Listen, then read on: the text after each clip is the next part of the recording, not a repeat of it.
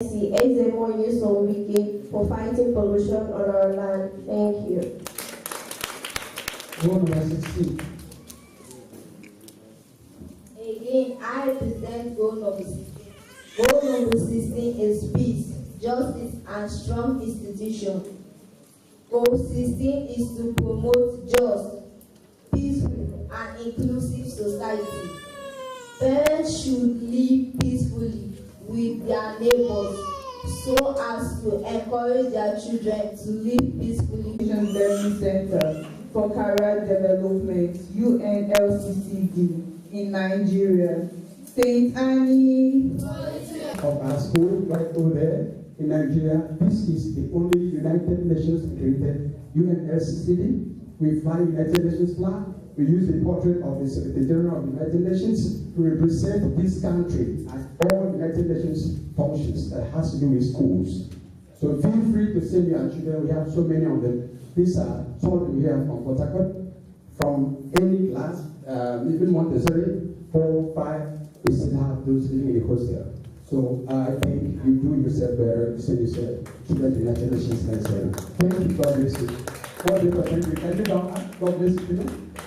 Thank you so much. Put your hands together for what relates the Sustainable Development Goal to parenting and family. If you spot Goal 10 and Goal 14, Goal 10 says parents should try raising the kids to start with. It's like, I've come to observe that mothers have, not that they don't have equal love for all children, but there are sometimes they tend to show more attention to the other. Is it true? Yes. Now, Goal 10 is telling us today to stop that act. Treat the children equally. By so doing, you're promoting Sustainable Development Goal 10. What's about living with your neighbor peacefully? Another question I'll be asking us as parents is, what example are we showing to our children? Are we the neighbor or the parents that fights the neighbor? Or you see a neighbor, you're like, see how she dressed, maybe she didn't feel like that.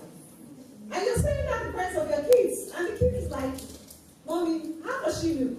I don't mind her, she's always showing off. You have just succeeded in telling the child, or sowing the seed of maybe jealousy or envy in the child. So Sustainable Goal 14 is telling us, let you live with your neighbor peacefully. Even if you have some issue with the neighbors, do not show it before your kids. Do not even talk about it before them.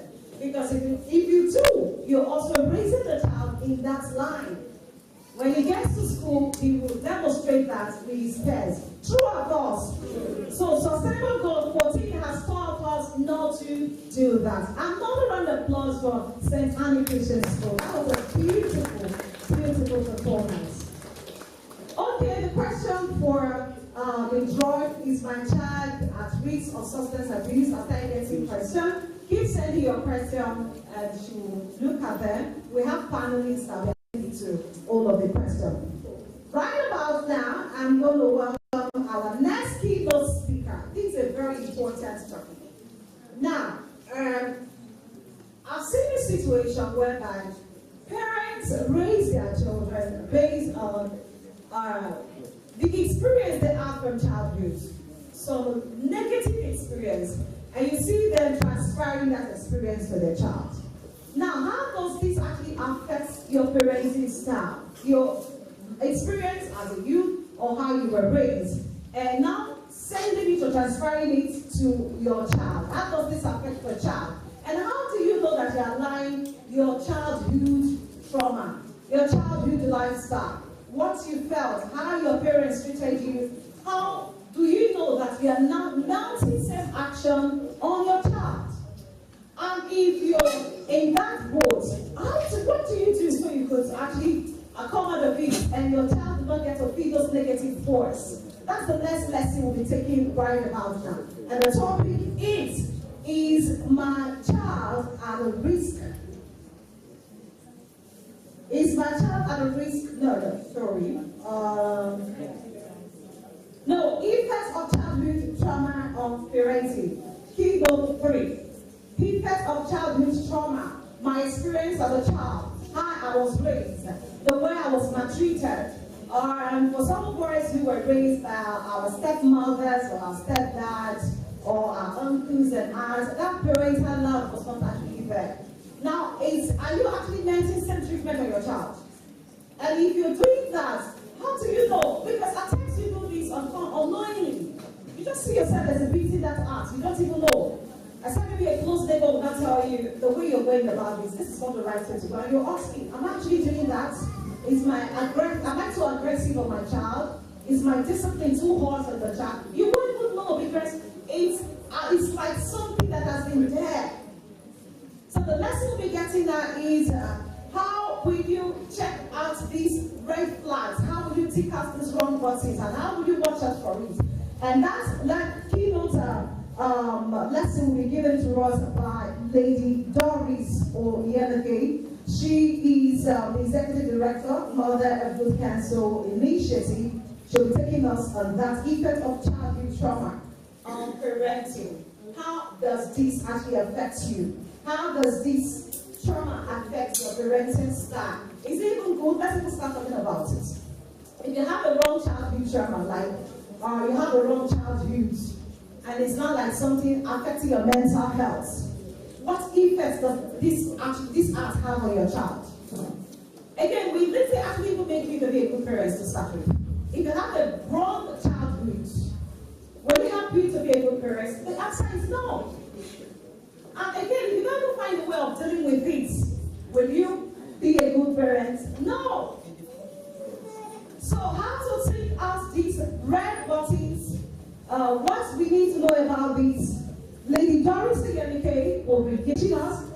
Turn your heads together to welcome her on stage. Lady Doris Oyeneke, she is the Executive Director of the Youth Council.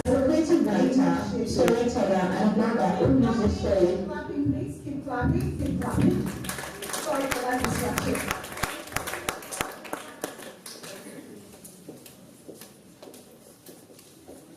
Good afternoon, ladies and gentlemen.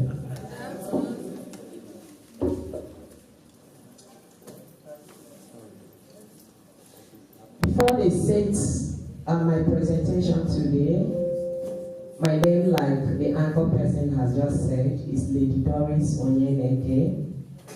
I am the Executive Director of Mother of Good Counsel Initiative, the governing body of Mater Dei Girls Center.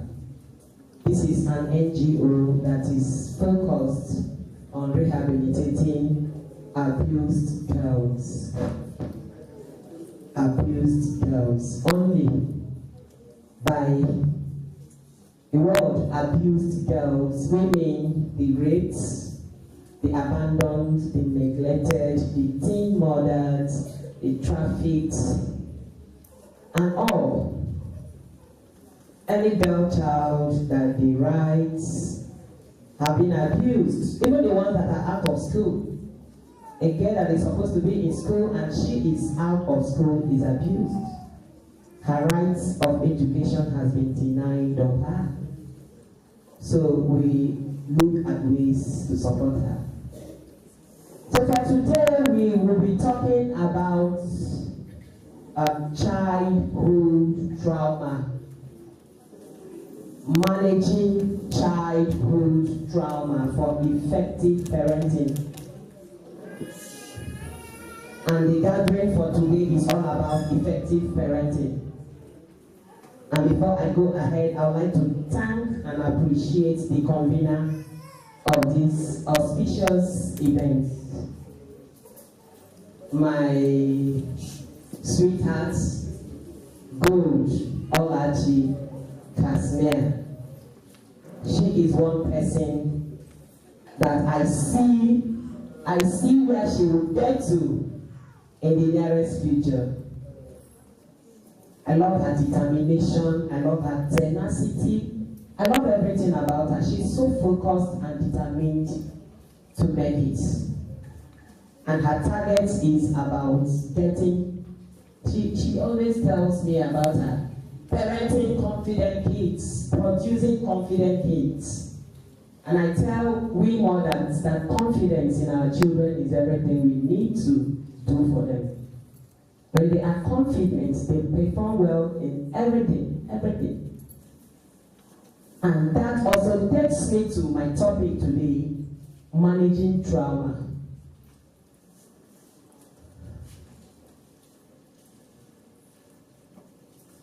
Good. Alright, the effect of childhood trauma on parenting. We all know what trauma means. I like being practical. Forget these things that we have done. We all know what trauma means. And our children, innocent children, facing trauma, having challenges of trauma. You as an adult, as a parent, you could, try to feel more pain when you know that a child, whether he is yours biologically or not, is facing trauma. It used to be traumatizing for a mother or a father anywhere you are. Now, children go through a range of experiences that expose them to trauma.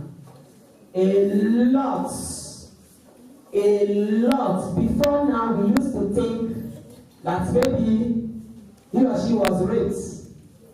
That is only where we can go to when we want to explain issues of trauma. They go through a lot.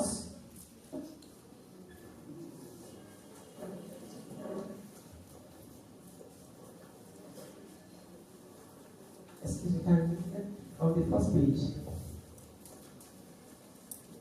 That expose them to trauma, and this might include neglecting your child. Neglecting your child. After preparing this paper, it was then I knew that even me standing here to give a talk, we do a presentation on this topic, somehow I feel guilty. What we have been doing to our children. Yes, of course, we may have been abused by our parents and caregiver before now, and I tell you, they may be ignorant of the fact that they were abusing you. They were not aware that they did such a thing, even till tomorrow. But with development, with the kind of the thing that we do, we could say that of a truth, our parents and our seniors then, exposed us to trauma. And it wasn't properly managed up to today, and it affects virtually everything we do. If not that you look out for ways to keep managing yourself. Now we can neglect a child, we can abandon a child, we have sexual abuse, emotional abuse, physical abuse. As I'm mentioning all of these things, I think we know them. From St. Anne, we know when we say a child is emotionally abused. Can someone tell me an example? Quickly, emotional abuse. When you call a child a harlot, idiot, good for nothing. That is not physical abuse. That is not sexual abuse. That is an emotional abuse that you are giving to that child. And tell me, which parent is not guilty of this? I want to thank the convener of this program. And I want every parent that is here, every child, to make wonderful use of this opportunity and make amends. These abuses we give to these children ruin them. We think it's okay, sorry, you made me angry and I voiced something I don't like. It has registered somewhere that we need to manage, and the management is not to take him or her to Kilimanjaro. You need to do a lot more. Witnessing abuse of a sibling or a parent. You will be in your house, somebody will be maltreating your sibling, flogging, beating, abusing, and maybe he tells you that you are the good girl. You are good. But your sibling will be under serious trauma. He or she is also traumatized. I don't know if I'm making sense. Not to talk of when you see your father beating your mom, or your mom beating your father. And each time I say it, they say I shouldn't be talking about father beating. I should also say about mom beating. I don't want to start talking about the data. Who beats who more? Who beats who more? We are so much into gender-based violence, and we have our disaggregated data. The reports we have, you hardly see where a man comes around to say my wife beats me. I'm not saying it doesn't happen, it happens. But each time is men beating women. And thank God the girls, the St. Anne students have told us to say no to gender discrimination and encourage gender equality.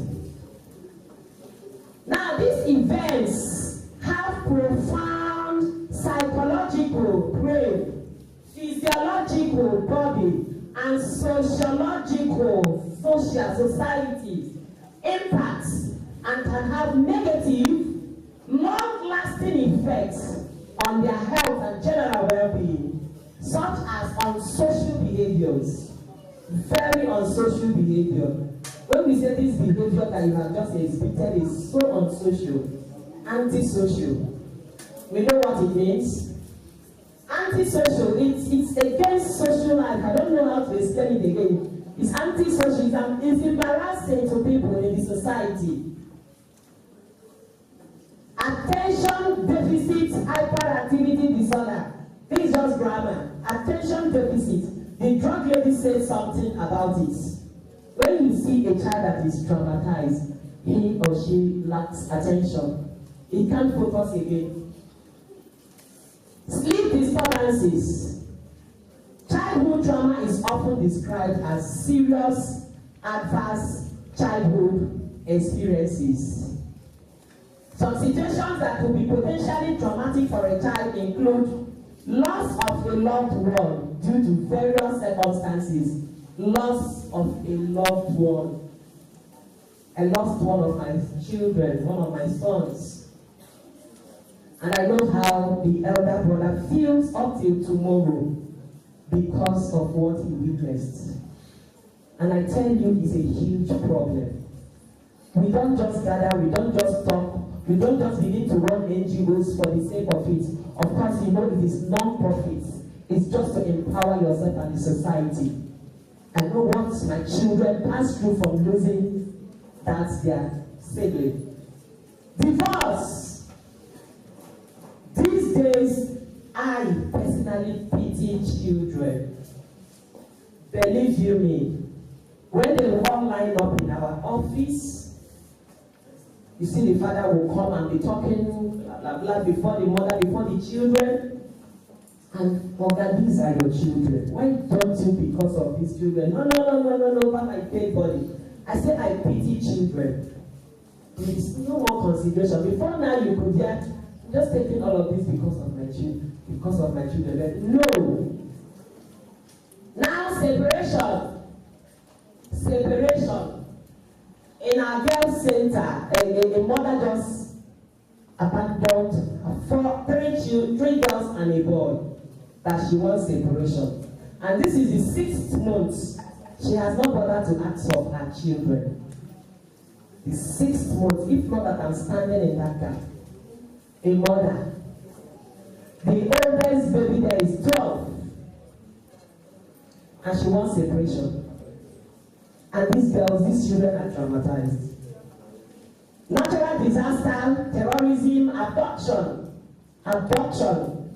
So prevalent in the northern part of the country, and they form part of the reasons why girls are always traumatized. Parental incarceration. Sometimes we parents, we think we are protecting our children, being overprotective. Don't do this, don't go there, don't go out. Parental, this thing is like imprisonment. It traumatizes children. Violence in the home, in the school, in the community. Witnessing or experiencing domestic violence. Living with a parent or caregiver with significant mental illness. Yes, I know of a child that the mother is mentally, significantly mental, and is a huge trauma to those children. Many children experience traumatic events in the schools, communities and homes, and some are also throughout their lifetime. Throughout their lifetime. Managing trauma in our children is a big assignment that we will begin today to see what we can do to scale it up. To scale it up. Know what to do to help your children. There is this data that 67 of children who have experienced at least one traumatic event in their lifetime.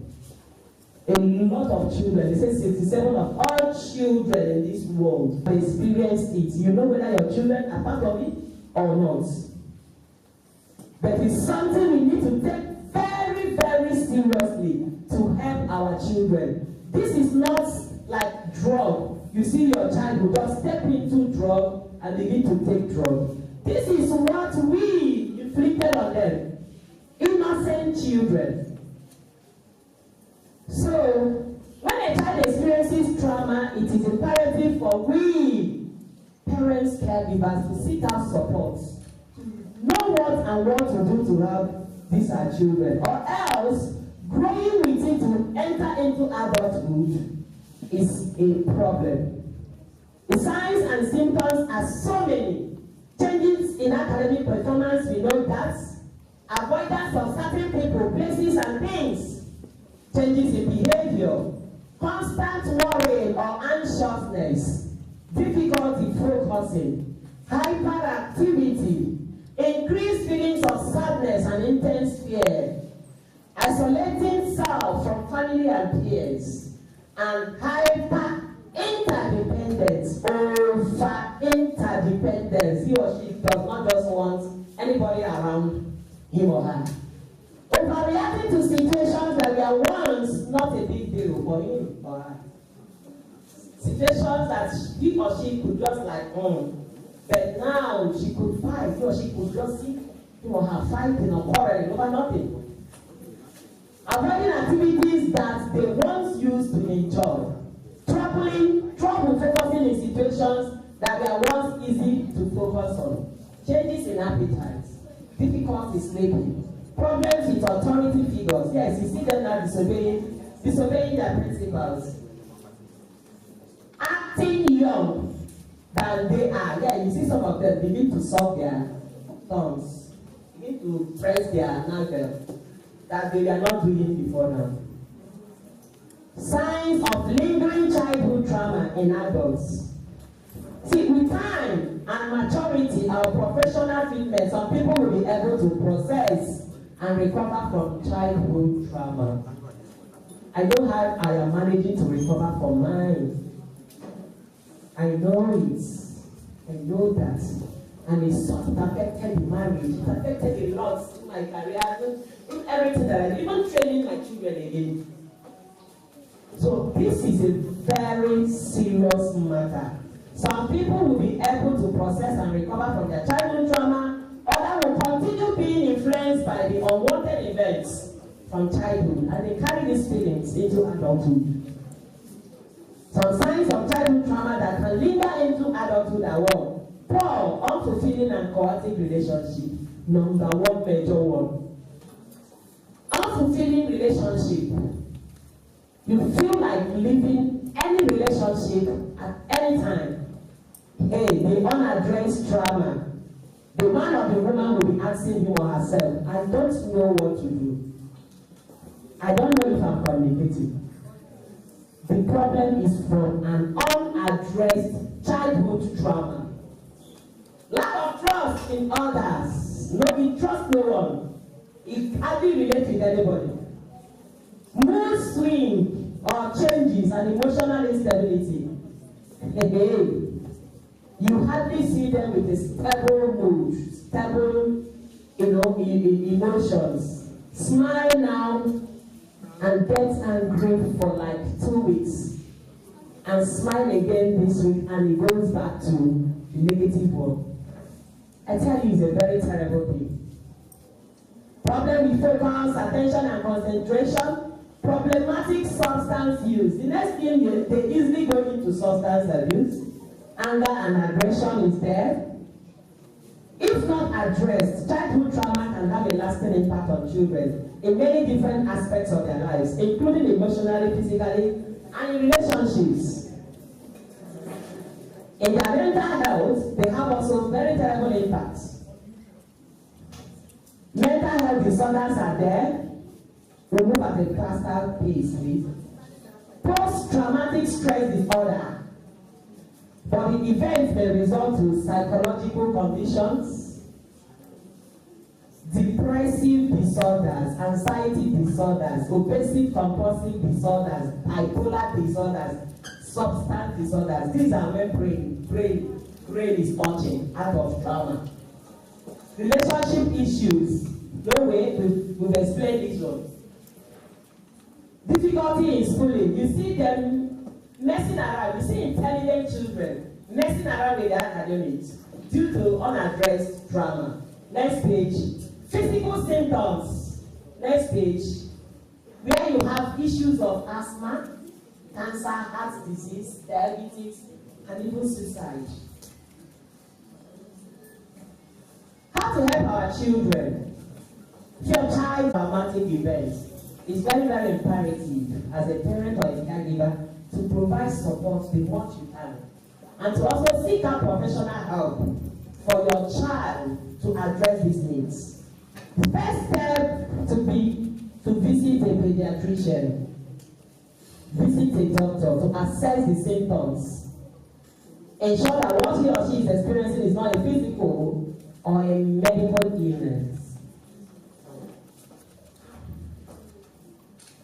Is that the next? Now? Okay, lifestyle changes, okay? The following lifestyle changes for children may be great additions to a treatment plan designed by a mental health professional. Yeah. Lifestyle changes. Ensure that the child gets good enough sleep each time. Ensure that your child sleeps very well. Takes his or her siesta in the afternoon. Let him or her take enough sleep. Very, very important. Practice eating healthy foods that refuel them. Try and ensure that baby, that child is taking healthy food. Encourage the child to get exercise and engage activities that bring them joy. Any activity that you know that gives that your child joy, engage in that activity. Teach the child relaxation techniques. There are a lot of relaxation techniques that you can actually teach your child. Number one is deep breathing techniques. Let him or her breathe down well and breathe up well. Breathe deep breathing. You know, if you are breathing down well, it has a way of relaxing you. You just want to ensure that the baby is relaxed. Now, positive visualization. Can somebody there explain to me, a student, positive visualization? Visualize sweet things.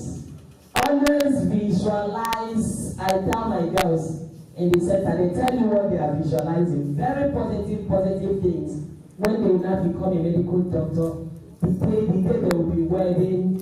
A lot of good things. Keep visualizing them and they remove those very negative thoughts you have.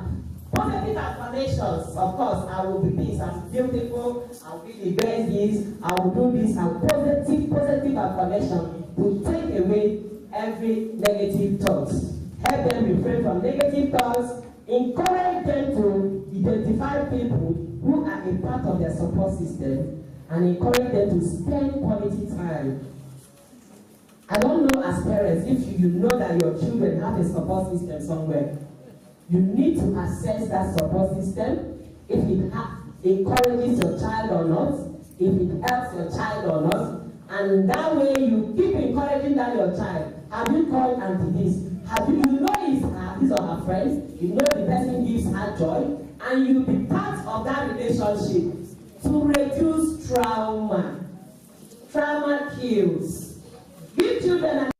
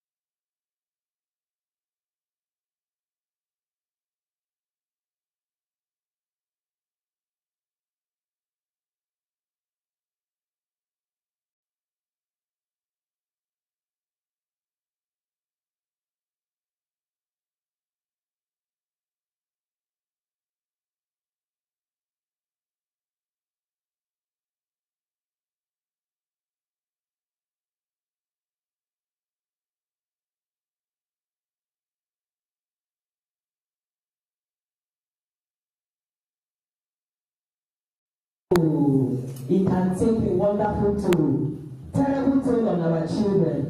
Ongoing stress such as living in dangerous neighborhood, oh God. Now, physical health impact will say all of this. Physical health will say them. Health, asthma, coronary disease will say all of this. Mental impacts will say the depression, suicide, and all that.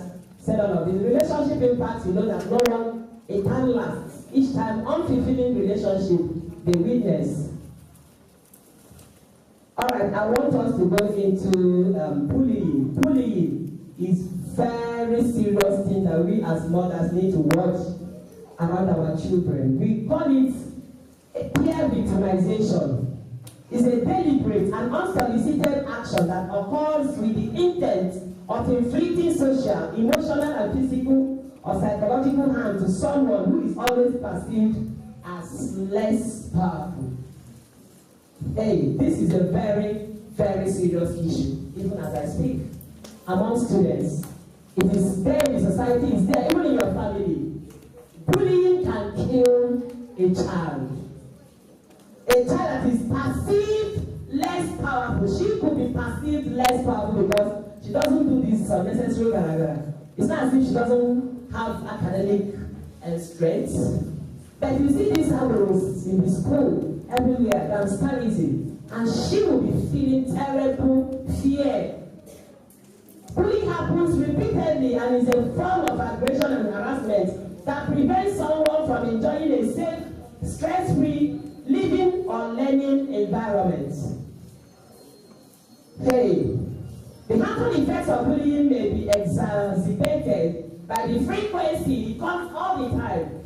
Pervasiveness, if you see when they start calling you names, and severity of the behavior, as well as the power difference shared between the perpetrator and the target. The power difference between the perpetrator who is inflicting bullying and you that is perceived less powerful.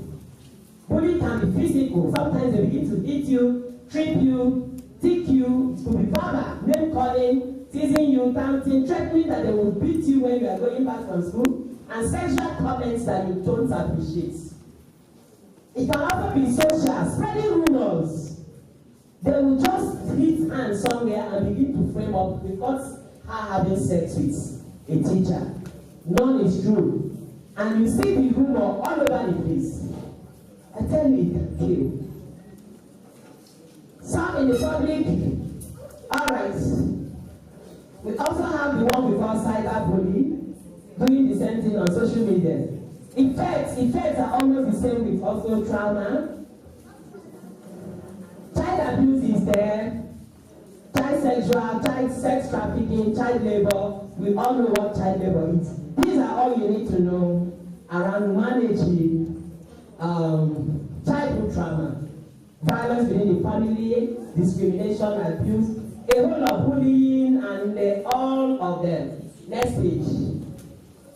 The 3 E's in managing trauma. You need to know about the events, the experience, the effect, and how you manage trauma. My dear parents, students, children in the hall, let's ensure we identify the trauma our children are passing through, even the ones we are passing through as caregivers, and begin to manage them. You manage your own for the betterment of the relationship you have, and again for your children. You manage your children's own for themselves. They are people that they will relate with, and for the society. Let me stop here for now till we meet again. Thank you so much.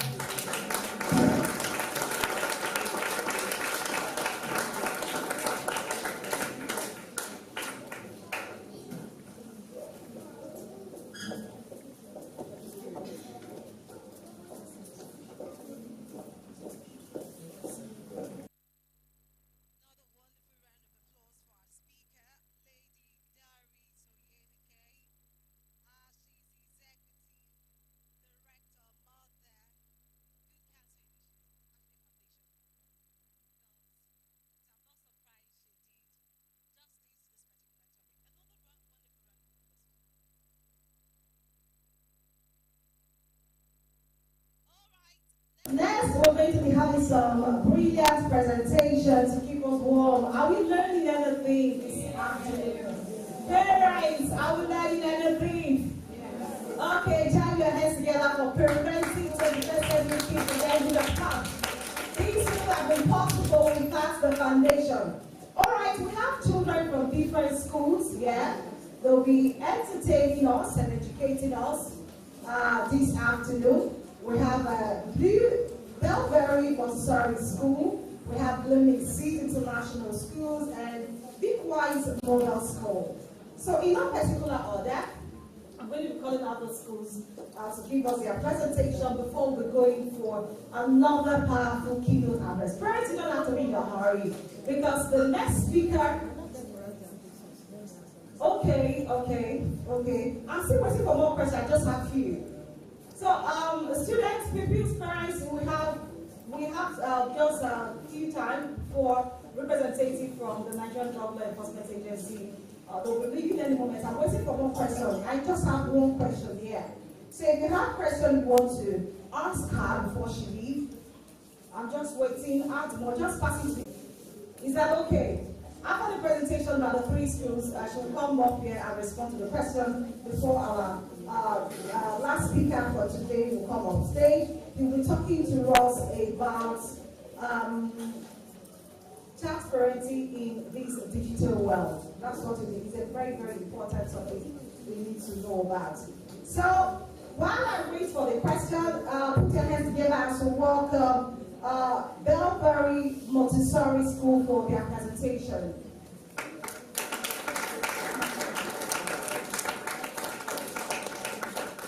Smart children, beautiful children. Give me a smile. I want to see that smile. Where is Bobby? Also, what do have the younger children to set for us?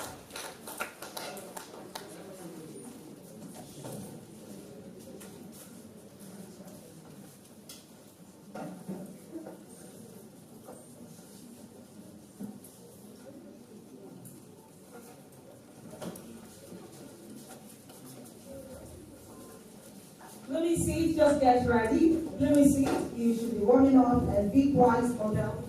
Just get ready. We don't have much time.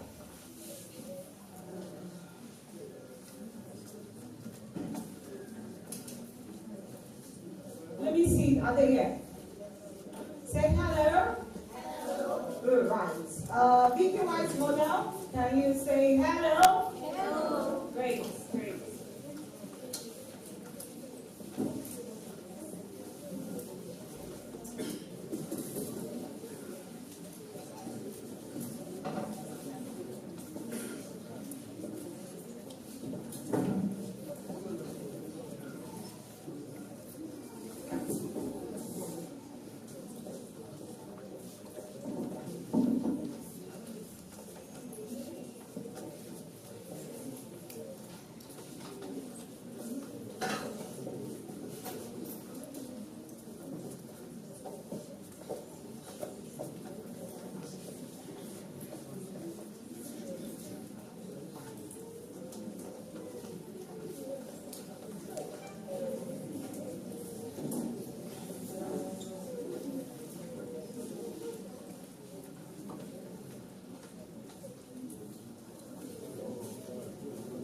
Preparation is on. Please send your question for the drug abuse.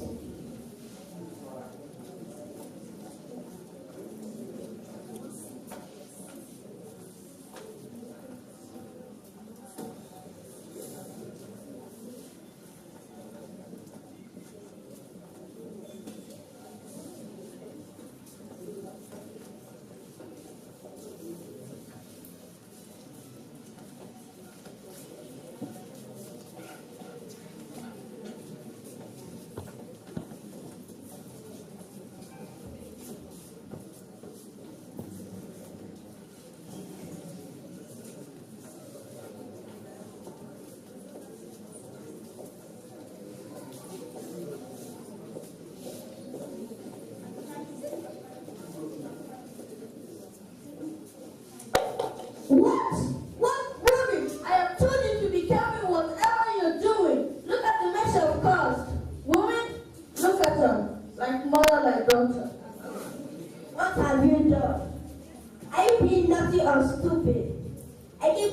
to be careful with what you're doing. Suit yourself.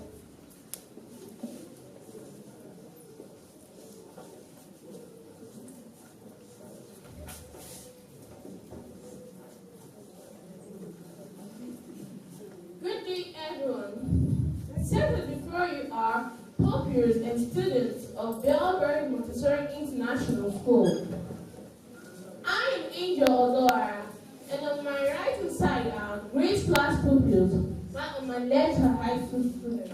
Please give me your name. My name is Serge Anare in grade 4. My name is Grace Taylor in grade 4.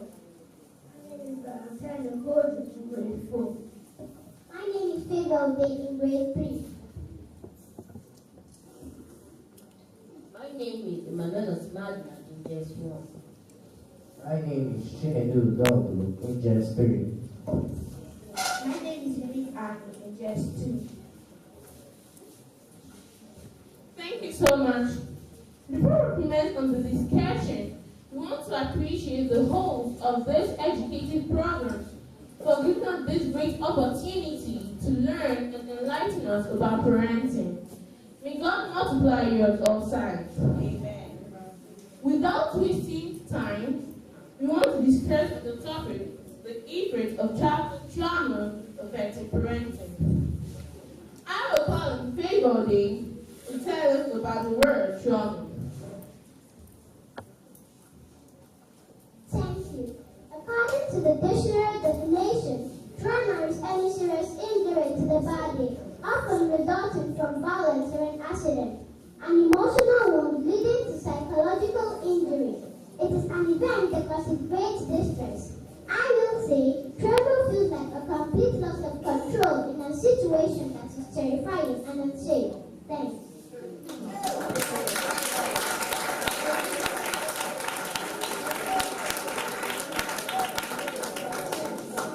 You're welcome. That is a good explanation on the word trauma. On the other hand, parenting is the process of raising and educating a child from birth until adulthood. Cherish, I would like you to tell us if childhood trauma can actually affect parenting. Childhood trauma is a widespread problem affecting millions of children and families in today's parenting. Childhood trauma in a parent can harm a child's well-being. Traumatic experiences in childhood might lead to constitute of a child's well-being. Exposure to traumatic efficiencies has a wide-ranging impact on a child's life and functioning. A single experience of a traumatic event in childhood can cause a widespread problem affecting the child. You're welcome. That was quite interesting. With no doubt that childhood trauma can actually affect parenting, let's look at the ways childhood trauma can affect parenting. I will call on Manuela to Magina to lead the way. Imitation. When we become parents, we start to notice in ourselves negative traits that are similar to a parent. Our kids feel something and we shout, "Now look what you have done." It may be an expression that we have never even used, but one we often heard in our childhood household. We may have learned plenty of good things from our parents, but we hurt our children when we fail to recognize the fair treatment from our parents. We should aim to be the generation that breaks circles. Thanks. You're welcome. Wow, that was very impressive. I would like to give us the next one of the ways childhood trauma can affect parenting. Overreacting. We may react to this disruptive environment by trying to rebel against our parents' ways of treating us.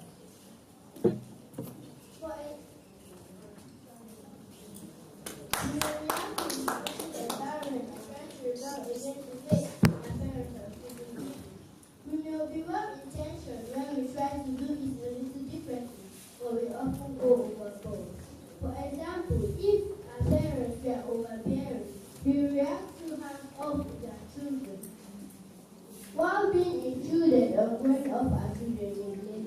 Thanks.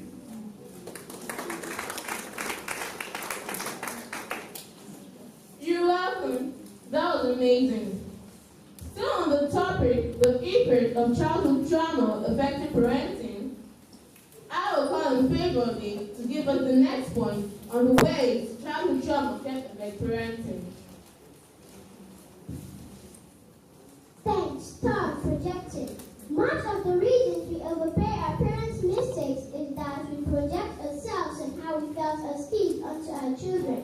We may see them as the parents saw us as wild or incapable or the baby. We may feel sorry for them, projecting that they are hurt in ways we once hurt or angered. When we see our kids an extension of ourselves, we then push pressure on them to either change in their way or excel in ways we weren't able to. We expect them to carry our own grapes rather than finding their own. Thanks.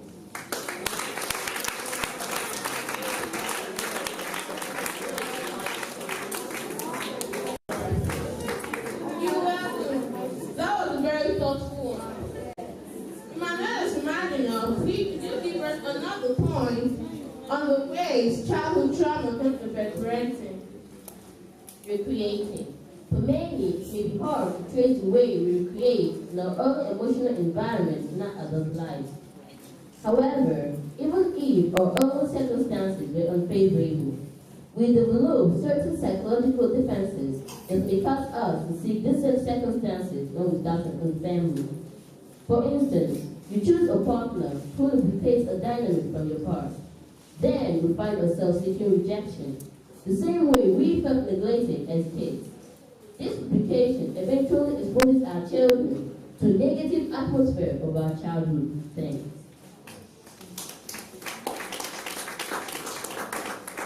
You're welcome. That was awesome.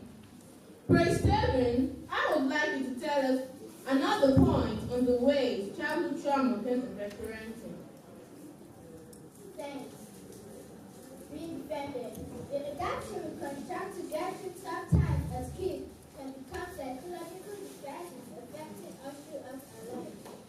It may have served us well when we were young, but can hurt us as adults, particularly parents. For instance, if we had a parent who was neglecting or threatening us, we would respect to ourselves as kids, really self-sufficient and not wanting much from anyone. This may have helped us get our needs met when we were dependent on our parents for survival. But as adults, this attitude can limit our relationship. We should set ourselves free from these defenses and discover who we really are and what we actually want. Thanks.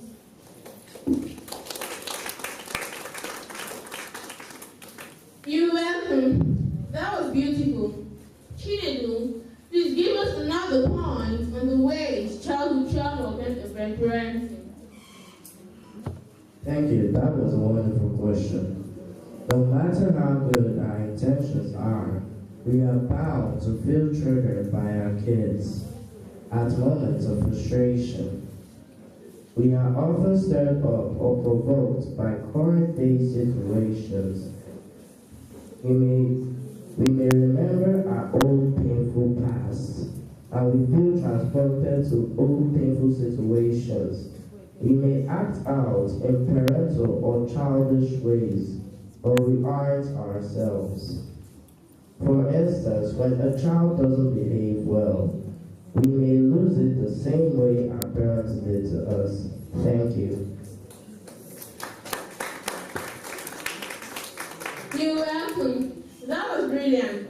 Still on this topic, the effect of childhood trauma affecting parenting, I will call on Unity to give us the last point.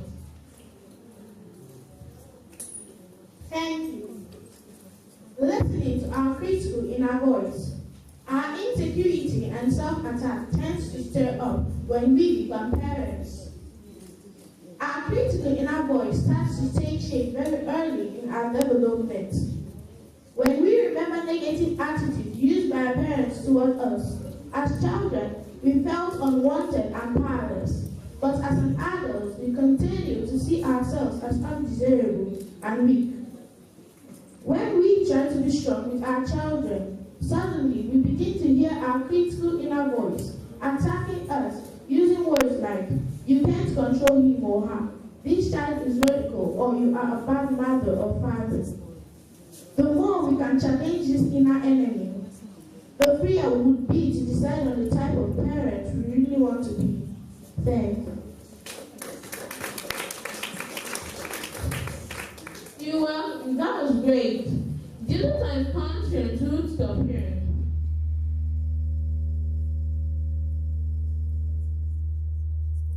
To strengthen distracted thoughts from our past, we'll have to focus on our future and become the best parents we've always dreamt of. For all parents looking for answers on how to become the best parents they can be, the key is often venture into yourself with strength, curiosity, and compassion. Thank you all who have wonderfully deliberated on this wonderful topic for the benefit of the society and the generation. Our greatest thanks goes to God Almighty, who gave children and the organizers this topic. God bless you.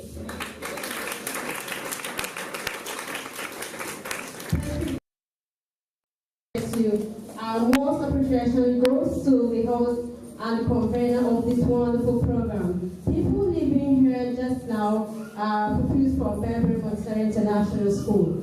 Our core focus as a school is to groom an independent child. We don't just teach, but we group children who are so independent of themselves. So please, we implore you to come join us. We are located at Africa Estates, opposite Press Bank, PRC, East West Road, and Borough Estates. Please come join us. We'll be expecting to see you for a while growing children in Nigeria and our society today. God bless you. Thank you so much. A round of applause for those beautiful, intelligent, smart children. Another wonderful round of applause for them. It's not easy to find a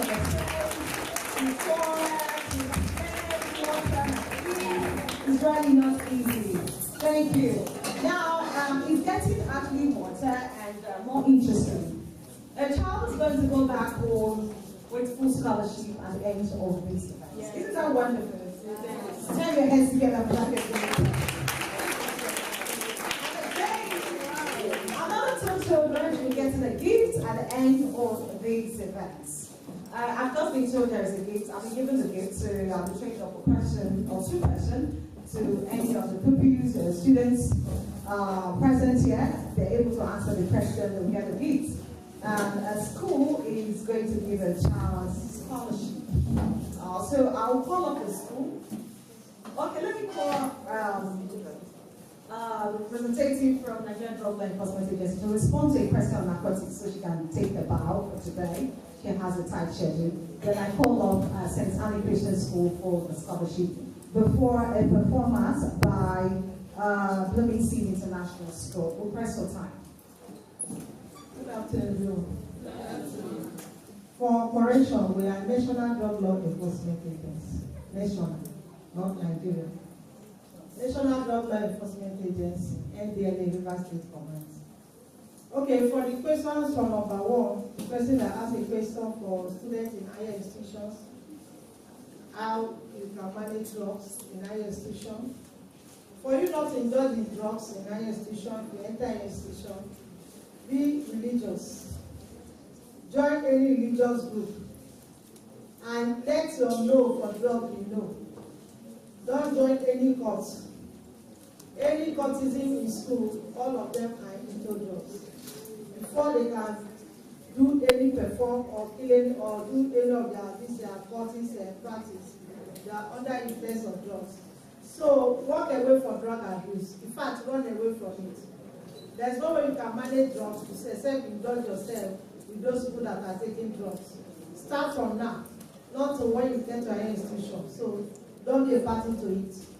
According to the adage that says, tell me your friends, I'll tell you who you are. If you follow friends that take drugs, there's no way that you're not a victim of that. So please don't. Then what is the advantage of alcohol? There's no advantage of taking alcohol. In fact, If you are a child of less than 18 years, you are not even supposed to take alcohol, but it damages your brain, because that stage, your brain is still developing. If you take alcohol when you are at this or tender age, it will affect your brain, and it's not good. Just that I was not given enough time. I will have explained to you how alcohol destroys the brain. So that will be another day. If you are in a school, you can tell the school to invite me. I will come in and give you more lecture how alcohol works on the brain. So please don't take alcohol. And you ask a question that why should the alcohol be in the market? They are paying tax. There's no way you can tell somebody to people to stop selling beer. Drugs, I'm not saying alcohol is bad, but excess taking of it is an abuse. If you take a glass, you take quantity as a parent, don't take it excessively. Even if alcohol is not good for you, there are some people that sip a glass and they feel intoxicated. If you're a kind of person that your brain cannot take alcohol, don't. But if you can take, please don't take excessively. Then children here, if you are not up to 18 years, you are not supposed to take alcohol because it will destroy your brain, and I will not have time now to go into the act the works of your brain. So don't take it. Finally, what's your advice in taking alcohol in the 21st century? In 21st century, the only advice I say is don't abuse it. Don't take it excessively. If you're a child, please don't even try it. Please. I didn't go further to talk about parents smoking in the presence of the children, taking alcohol in the presence of children. Please, this is for it. It's not good. But be a good model to your children. Let them emulate something good. Some parents open like 10 bottles. Some parents even going as far as giving their children to taste. Just taste it. I'm not here to go into this, but please, this is from producing alcohol to your children, not a good thing. And be a good model to your children. If you smoke in presence of your children. So much. Thank you. See you next year. So I'm going to give you more time next year. Thank you so much, ma'am. Thank you. All right. Right about now, permit me to make welcome a representative of the proprietor of St. Annie Christian School for the presentation of his scholarship to a child here. Join your hands together for that. It's not easy in this hard time. A school has opened its doors for a child to come in for free. The governing councils of the United Nations Learning Center for Parental Unity here in Nigeria, located in Abak, Akwa Ibom State, has called and directed that I should give a full scholarship to an orphan. That is what we have one from a number of states. When I was there, it's right now in school, it's in session. This is River State. This scholarship goes to a river son or daughter. A river son or daughter. And it's costing my sister, Parenting Control Kids Nigeria. We are doing that to support them. When we say scholarship, the child is just only coming in and is just carrying nothing, books, clothes, feeding. It's going to stay in a hostel and medical registration, wife registration, everything that has to do with academics for the child.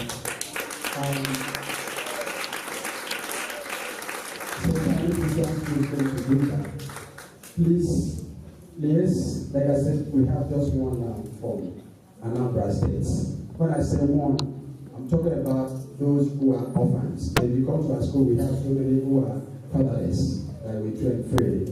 And we have so many in the universities as well, the will of God. So, please, you meet with the convener of this program. She knows how to get across the bus. A son or daughter of Rivers origin, going to United Nations Learning Center, Development, the only one in Nigeria. We believe that is a blessing. Yes. So please, may God bless such a child. We come up and we God bless you all. Thank you. God bless you. Thank you. Wonderful, wonderful. Thank you so much. Thank you so much. Thank you. Thank you. So, if you know of an orphan and you want the child to benefit from this orphan, just meet maybe Mrs. Cass Manafro. She will be able to school. Round about now, join hands together as a big welcome to Unity Street International School for their presentation. Okay. Protocol has just been breached. Now we need to take another keynote address. Very, very important. In the digital world, everything now has gone digitalized. You see a child of 1 year, 6 months, the child can conveniently operate the phone. Two of us, if you do not agree, I can prove you wrong. My son is just 2 months plus. He can conveniently operate my phone. As a matter of fact, 2 months. If I want to give him my phone, 2 years, sorry, 2 years. He tracks the phone. At some point, I have to turn off the data. X will send message. There was a time we were having online meeting for this particular program. My son was online sending message. Somebody called the phone. I was happy. So I have to pick up the phone and turn off the data. What does this mean? It means that child born in today's world, children born in this particular days can conveniently operate the phone. Now, as a parent, how do you parent in this digital world? How do you keep the gadgets away? If you give him the phone, he knows how to unlock, put in my password, and go through whatever his app, like the game he wants to play the game. He knows the game to play. He's just 2 years. Just 2 years. And he comes mommy, who brings it, mommy, phone is ringing. It's 2 years. How do we parent in this digital world? What do we do? What are the harms children shouldn't be exposed to? And if you were, I was going to give my daughter a phone. She's, because of the nature of my job, she's 7. So there's need for me to get a phone. So I was just talking with the parental coach. I want to get my daughter a phone and see, what do I do? He was just like, do XYZ. Because at this particular age, they actually know a lot. If you feel they don't know, they know. So what do we do? And how do we protect this gadget? Because there's a whole lot of things in this phone that a child shouldn't be exposed to. And again, even if they are exposed to, how should they use it? That's what we'll be learning at this particular time. Join your hands together as I make welcome Mr. Mike Uda. He's an evangelist, he's a teacher, he's an ICT consultant. He will be taking us on the topic, child parenting in this digital world. Keep clapping, keep clapping. This is the bottom point, I must tell you. This is the bottom point. So get your paper and write. If you take a question after this address. Thank you.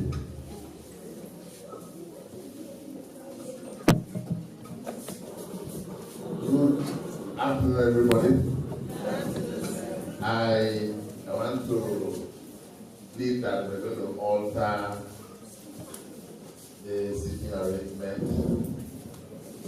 And I want to appeal to organizers not to come this time. I would like the children, all the children from all the schools to be in the center. I like parents on the left, parents here, and parents there. This is a very serious business. I have 40 minutes to speak to us. So parents, this way, children in the middle. Children come in the middle, take the middle space. Don't bother. I deliberately caused that rearrangement to parents. And I want to address children and come to children.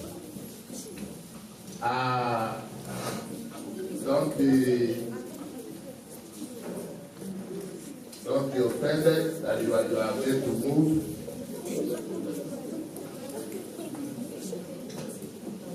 Even in education, we have what is called classroom management.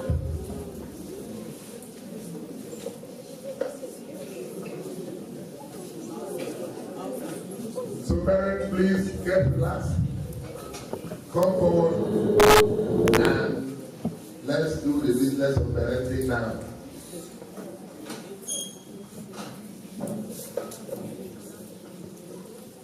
My presentation is a difficult one, and I am glad I have this privilege to speak to us. Please, in one of the universities in Benin Republic. My second daughter is 12, and my son is 7. I have 2 daughters, and I have a son. I am not too happy that the other presenters made their presentation and left. I want to start my presentation by raising 2 critical issues that all the parents here should take note of. The attention has been given to the girl child. We have NGOs that are canvassing for the betterment of the girl child. But unfortunately, out of 7,000 inmates in prisons in Nigeria, the girl child in the prison does not constitute up to approximately 7%. The rest, 93%, is the boy child. Do you understand? Yes. From the home, mothers, you are here. You teach your parents, your children, the girl child, sit well, do this. Your dress is skin-free. Hey. And at the end, when she gets towards a particular age, you start preparing her for marriage. This time you for your husband, you must do this to your husband. And unfortunately, because the boy child does not get pregnant, and the boy child does not drop out of school, arising from sexual activity, we pay less attention to the boy child. Organizers of this seminar, we need to talk about the boy child too. And unconsciously too, because of the mathematics of the X and Y chromosome, the male, that is the men, the husbands, tend to blame their wives for the sex of the baby. Are we together? And such psychological premium is placed on the availability of the male child. If you look at my own arrangement, I have WWN, FFM, female, male. Before the coming of my male, my son, my mom had come to me and said, you people that go to school and know how to do so that you can have male child. Has it not reached time to have a male child? I said, don't worry, the last one will be male child. Thank God, we need the male child. And I took time. This is not in my lecture, but I want parents to pay attention. I took time to explain to my mother, who has 5 male children and never had a female, that female children, first, second, are better in a family than a male child. And my mother did not understand. You will wonder, how does this come to digital? I'll bring it to digital later on.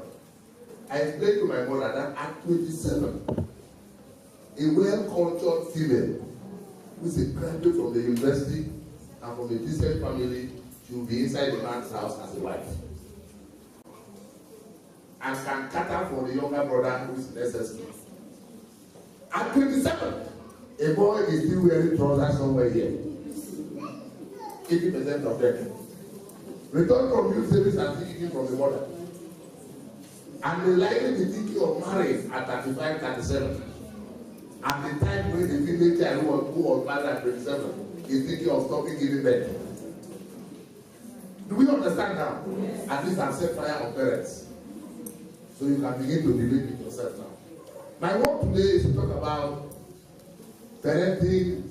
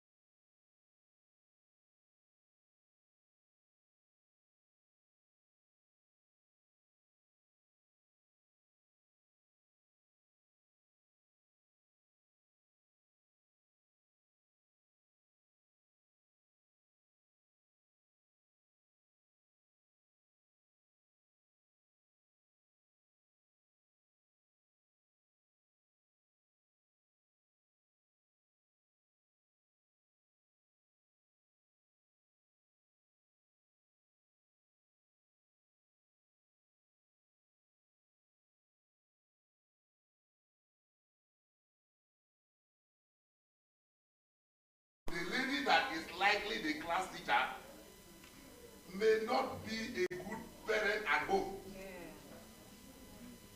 But she's now going to manage the child of Mr. Okon, the child of Mr. Udam, the child of Mrs. This, the child of this, and she's going to manage that child from 8 o'clock till 4, while we are away looking for money. Do we understand the tension now? Yes. Do you understand?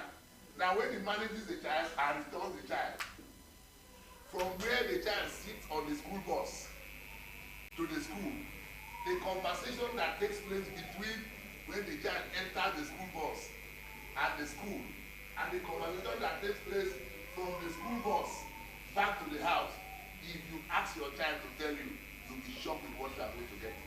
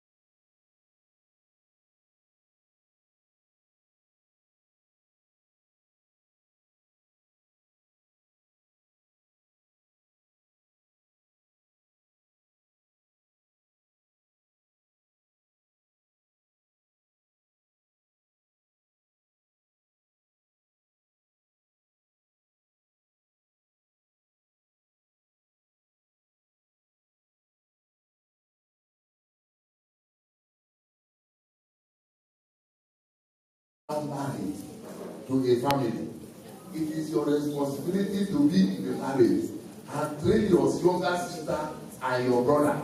Agree? Agree? Unless your husband is going to be very, very rich, he will not be able to provide for your needs, to also extend to provide for the needs of your younger. For that reason, women declare elementary independence in an attempt to go in search of a job to enable them control and support them.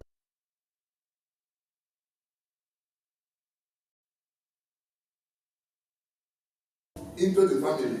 In that process of contributing into the family, they have left the children they were to care for. And of course, the hawk can only come after the chick if the mother is not supervising. Do you understand up to that point? And so, I want to charge all of you. You have to double your effort because you have adjusted the traditional role. It means now that you are going to work and you are still going to supervise your child. So, the following guidelines will help us in our discussion. Number one, I want everybody here to think about dedicating time to spend with our children.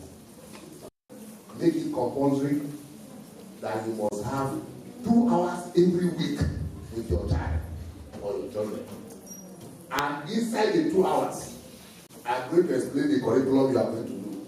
Please ask your children who are their friends and what they hate about their friends and what they like about their friends. You will be shocked with what you will get. It has gone beyond just looking at a child. A child is influenced by the teacher, by the classmate, by the parents. And if a child is influenced by the teacher, the classmate, and by the parents, let's divide the time. We have less than 8 hours with them, right? And from 8, 7, some houses 7 o'clock, they have left the house. And they are coming back by 5.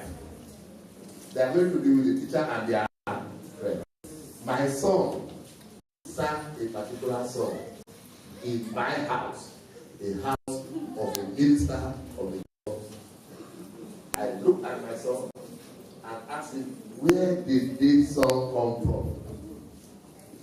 I'm going to call the school principal and ask people, it was the school bus. And when we are returning, we used to sing some song. He said they used to sing some song. I said, what happened? He said the driver is old school. The driver is what? Old school. Maybe you need to ask the son, my daughter, what happened inside the school? Maybe you are a rich parent. Your children don't use school bus. Glory be to God. But for those of us that our children use school bus, I have opened your eyes. I want us to know that the first thing is you must spend time. We call it quality time.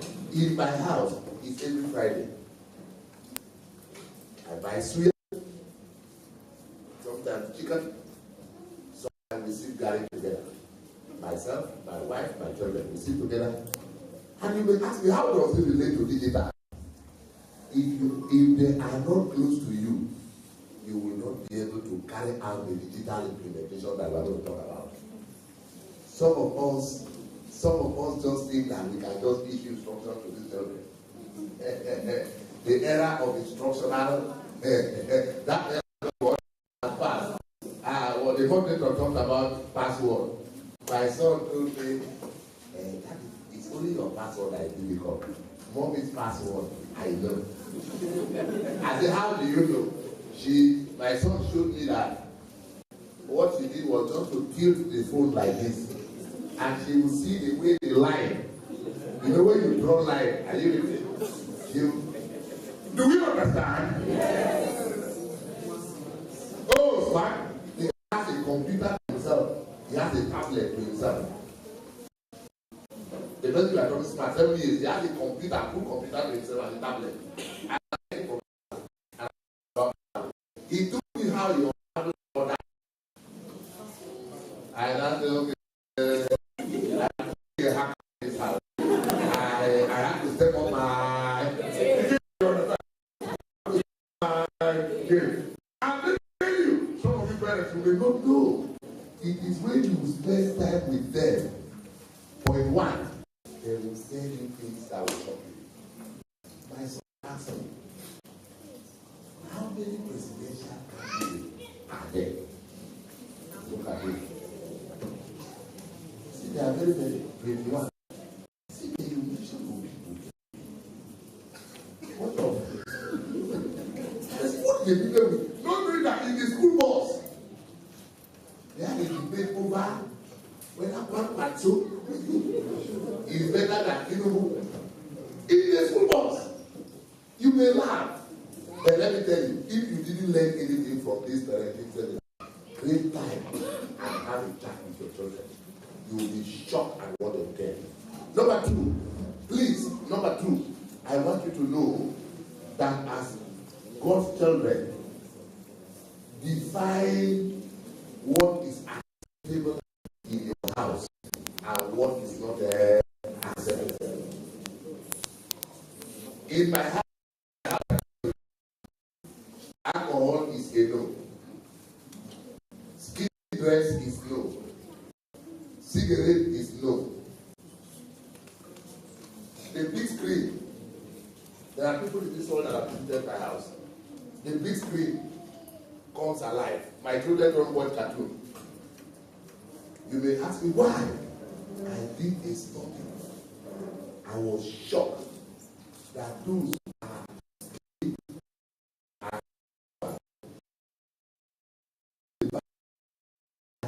treated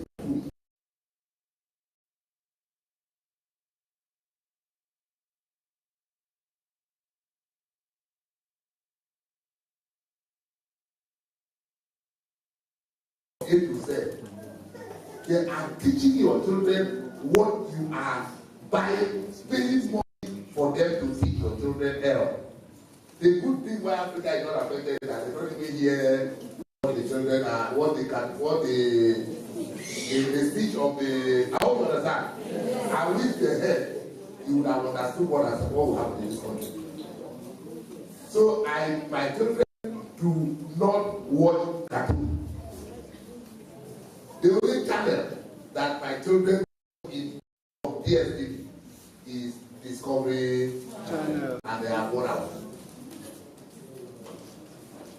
It's a channel. They have 1 hour, and that remote control that we have has a what parental control. You know, sometimes as parents, I had a privilege to discuss in my family. I was invited to be parent during the session. A parent raised his hand. Mr. Uda, I have done all that I was supposed to do. Yet my children are still. I asked the father, please, sir, have you have DSTV in your house? Yes. Is it recharged monthly? Yes. Do you know how many channels you pay for? He said, yes, you pay the one of 4,005. Come back. I said, okay. Do you know that there are 62 channels there? He said, yes. How many of the channels have you watched?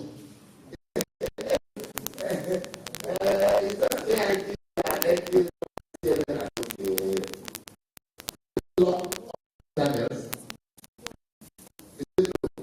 You this. I said, channel. If they are like that,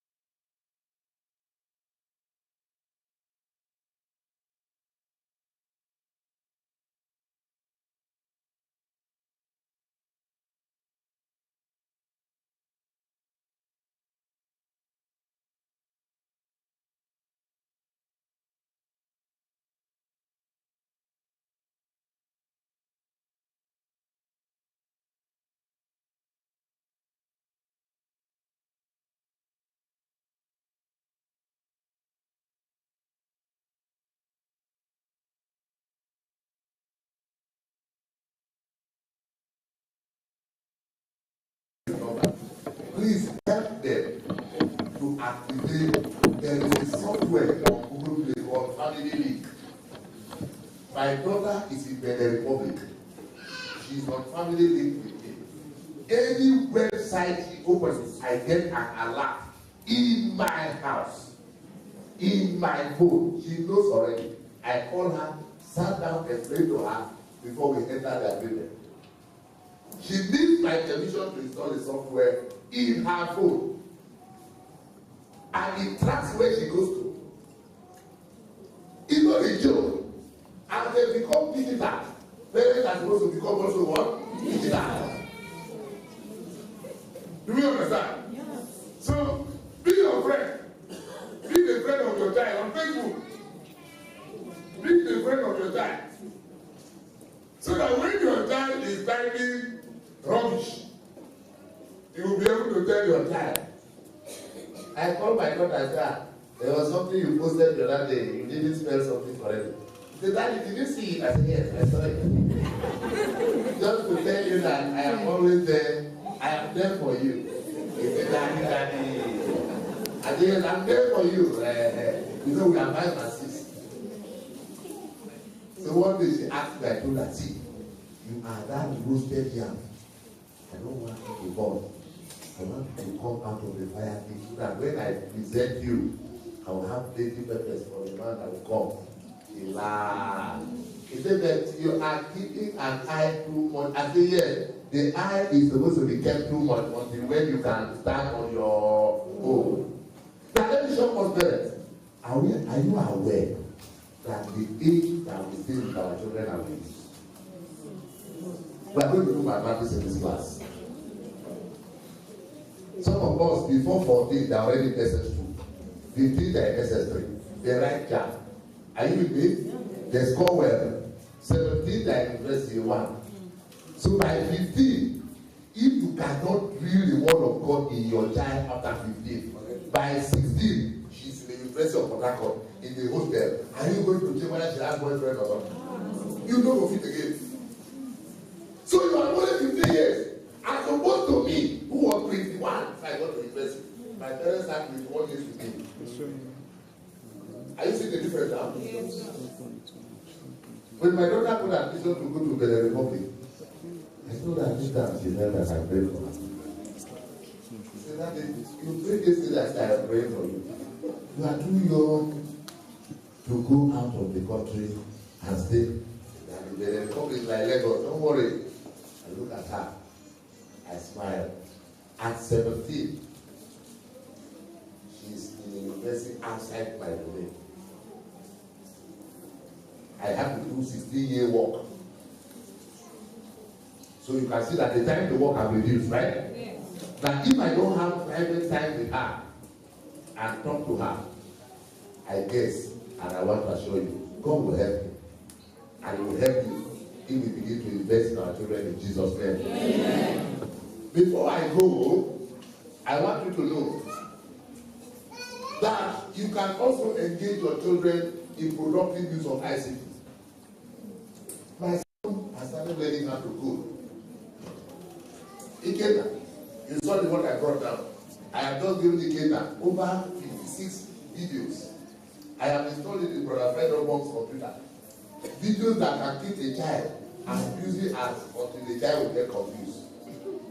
As you don't want the child to go into, in psychology we have what we call filling the gap. Stop! Don't have boyfriend! Now stop that side. What is it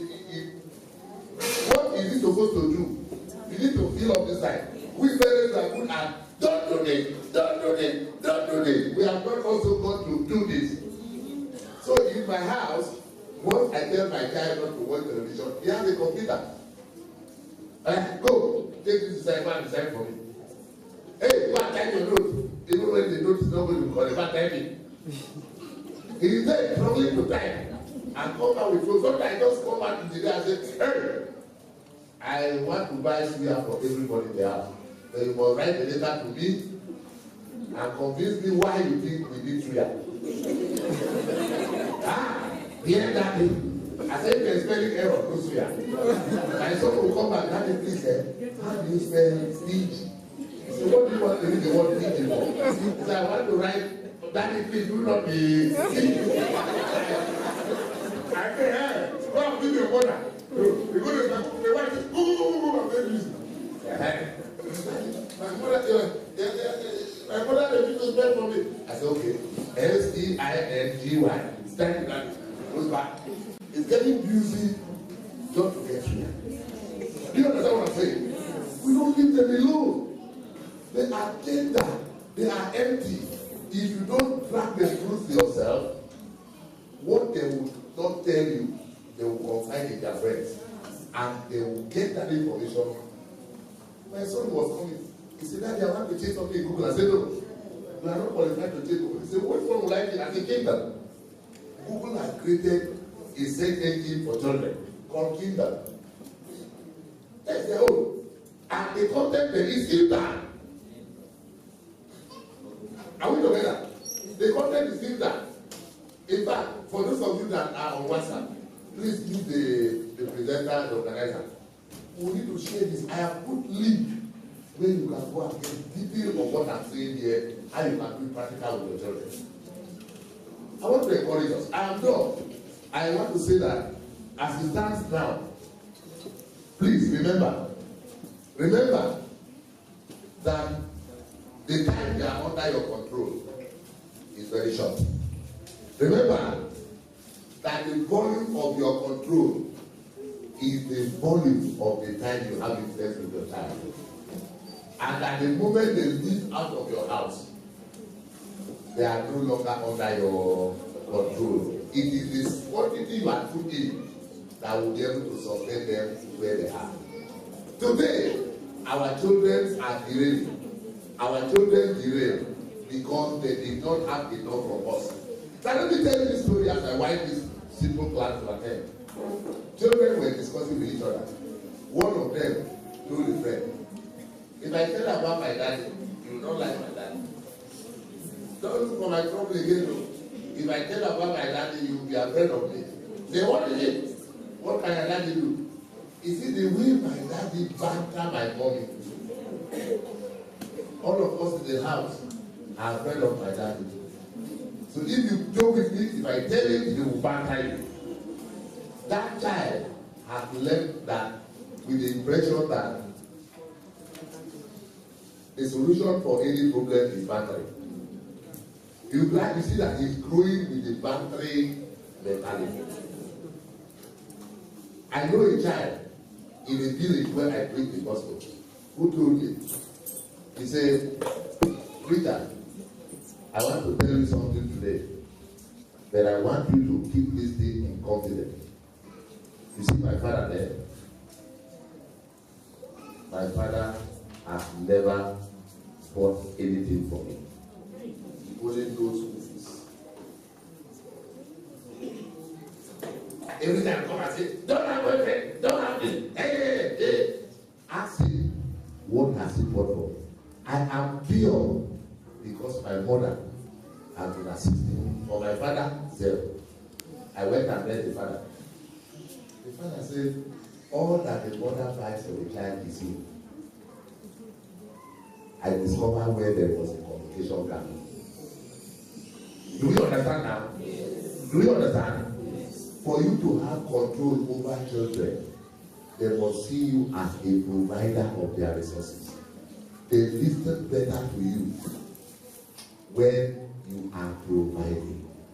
4 days ago, my DSTV subscription expired.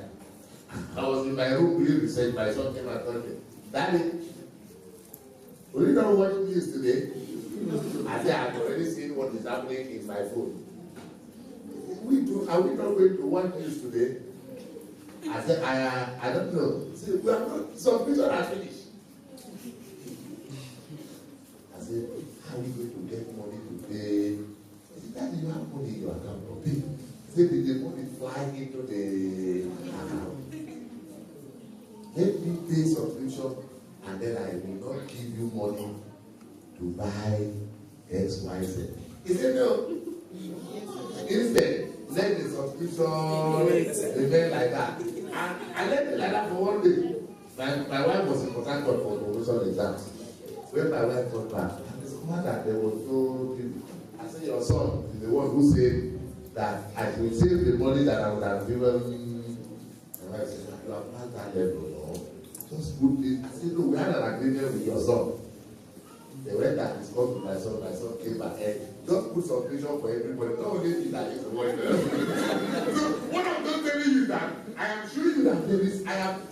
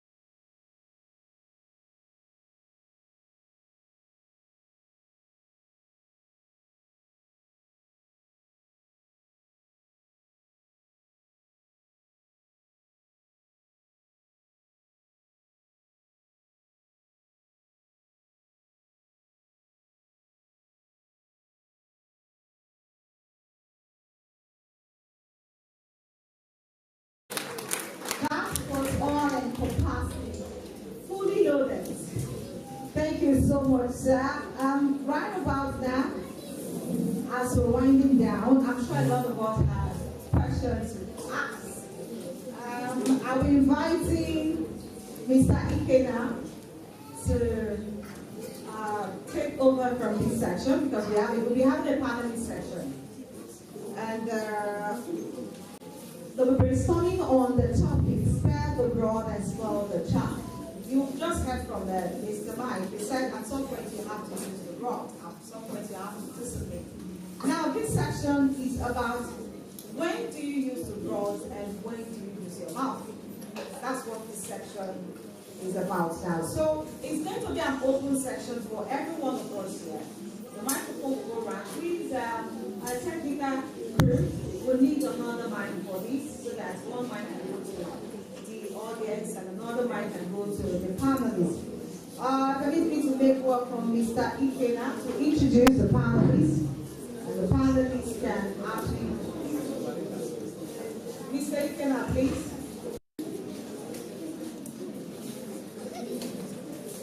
Start the rod and spoil the child. Mr. Ikena, please. Good afternoon, everyone.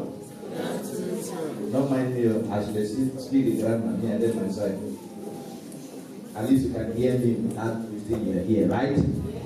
I am Igbotic. I will speak my Igbotic grammar without being intimidated by phonetics. Flora, I am not in any way saying that phonetics is not a standard, but as an Igbo man, English is our standard. Amen? Amen. Alright, so I'm right. Alright, so this at this point we will be having our panel discussion. And just like what the last keynote speaker has said, whatever you're doing with the children, try and as much as you can to get feedback. And that's the reason why making your children your friends will be easier for you to get feedback, right? And if you're not getting feedback from your children, it's the street will get the feedback for you. So at this point, we are going to be getting into a very clean discussion. And the discussion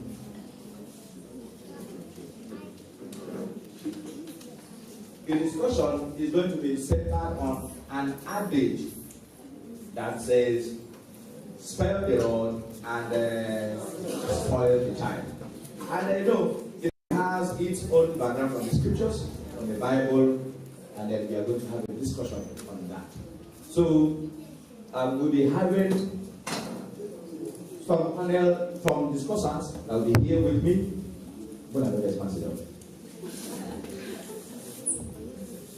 So I'll be leading the discussion, right? Yes. Alright, so the people that are joining me is the first person is evangelist and the teacher that just finished his keynote lesson now, Mr. Mike Odam. Please join me as I welcome him to the podium. And the second person is a very beautiful woman. Very beautiful. Your wife is beautiful, my wife is beautiful. So we will not be scared seeing another beautiful woman joining us. And we are not supposed to be beautiful. Alright, so joining us here this afternoon is Mrs. Treasure Ezurike. Please, can we welcome her?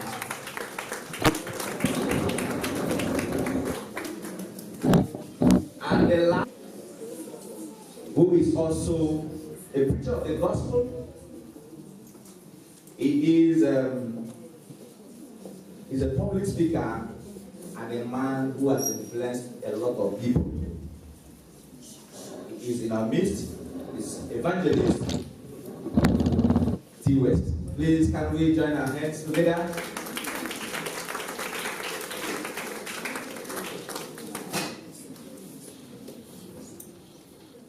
Then another person is a psychologist and also a preacher of the gospel. He has been in the public speaking business for some years now. A very young man, evangelist Prince Will Samuel. Please, if it's in the building, please can we have it here?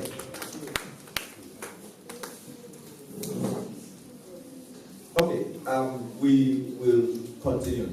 But before then, right. Let me quickly, please, I need another microphone. Give, please, another microphone.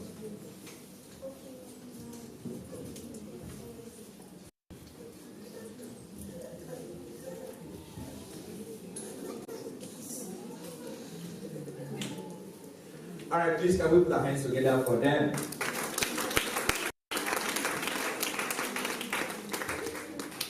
So, we are going to discuss. And in this discussion, only the panel discussion members are not the only people that will be speaking. Alongside, we shall be taking feedback from you. So, if you have a question along the line, I will create the time for that and you will ask the question. I hope that's clear. Because I know that parenting, there is no standard format for parenting, right? But there is a standard goal. My mother will look at me and I will understand that if I continue doing that thing, I may collect slippers. And that's wireless punishment. She will not come close to you, but wherever you are, you will collect it immediately. My father may be angry. Let me also say this, my father is in this building. My father may be very angry, but I will still not be afraid to go close to him. Because I know that his own punishment does not come through that way. Are we together? Yes. So, if my father wants to speak, please, I will give him that authority as the leader of this discussion to talk. If he wants to punish me here today, everybody will get me witness that I am innocent. So we are going straight to the discussion. Spare the rod and spoil the child. A very popular adage. And let me just give you a background. And the background is, when you say spare the rod, when you spare the rod, practically or literally, what's the rod? Literally. The rod is the physical object that is used for discipline or punishment. when you spare that rod, which could be belt, I don't know where some people they collect belt to, which is can. Some people they collect stool. Some cutlass. No, my father can never use cutlass on me. When you spare it, when you don't use it, you do what? Spoil the child.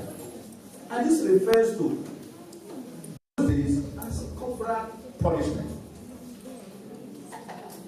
I will be starting with Evangelist West. Please, sir, this again. Spare the rod and spoil the child. Apart from the background I've given, do you have any other interpretation? I think that's where the challenge is called. Many times young people look at a rod. The first thing that comes to them is koboko. When you look at the Hebrew rendition of that word rod, Musa, it simply talks about destruction. Musa, destruction. Now, what is the rod for? For the nomadic and the pastoral people, what did they use the rod for? For protecting their flocks, their sheep. To give them a direction, to give God a direction. That's the idea behind it. The rod is also a symbol of authority. So when the Bible says, spare the rod, spoil the child, it doesn't count koboko and all that. It simply means the rod there signifies give them a guidance, a direction, a modeling. And then from that modeling, it comes to instruction. And then the last will have been the corporal punishment. Thank you. Madam, please.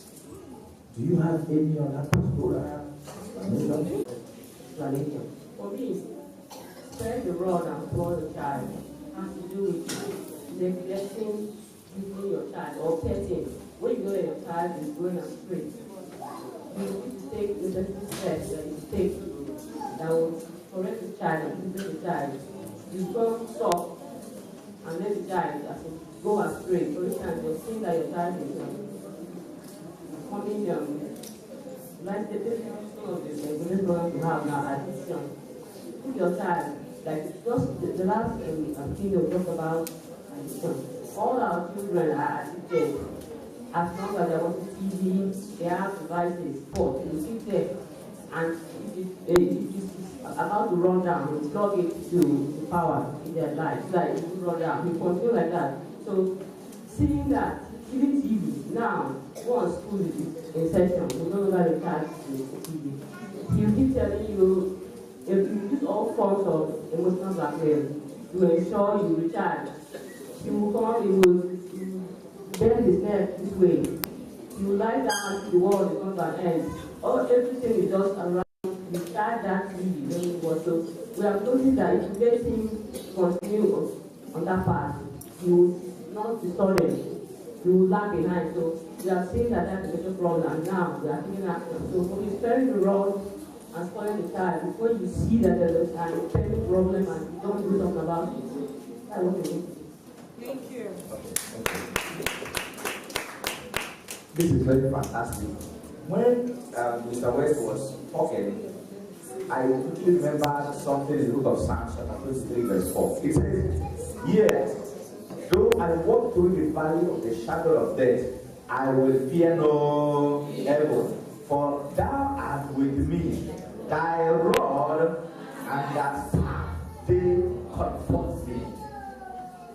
I am coming to you because I'm trying to understand how a rod and a staff will comfort them.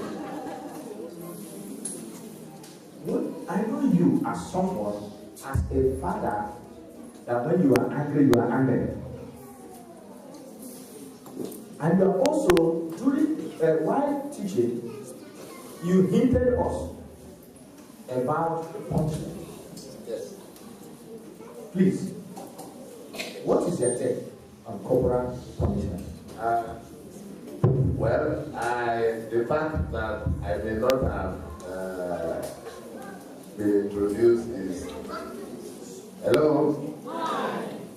is that I have been teaching for the past 16 years, even though now I'm a vice principal. There is this debate on whether to use corporal punishment or not. What I want to say, and I want it to sink into the head of parents, is that every child that commits a sin in the house watches the reaction of the parents. That 2-month-old child that is sucking the breast of the mother, that, okay, so close to 4 months, I begin to develop teeth. When he bites the mother, he uses 1917 eye to look at the mother's face for reaction. Those of you that are mothers, you understand? Yes. What the child is saying is that I recognize that I have committed a sin. What will you do? And where is MC Marco? He's here. He raised a fundamental issue which I wanted to use in my lesson. But because he raised it, I withdrew.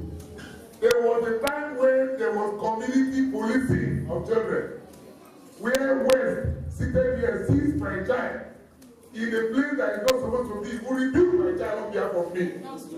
But today, individualism has set in. Leave my child alone. For that reason, when West sees, he commits another sin in Romans chapter 1, verse 31 and 32. That those who do not do those things, but they give approval to those who do.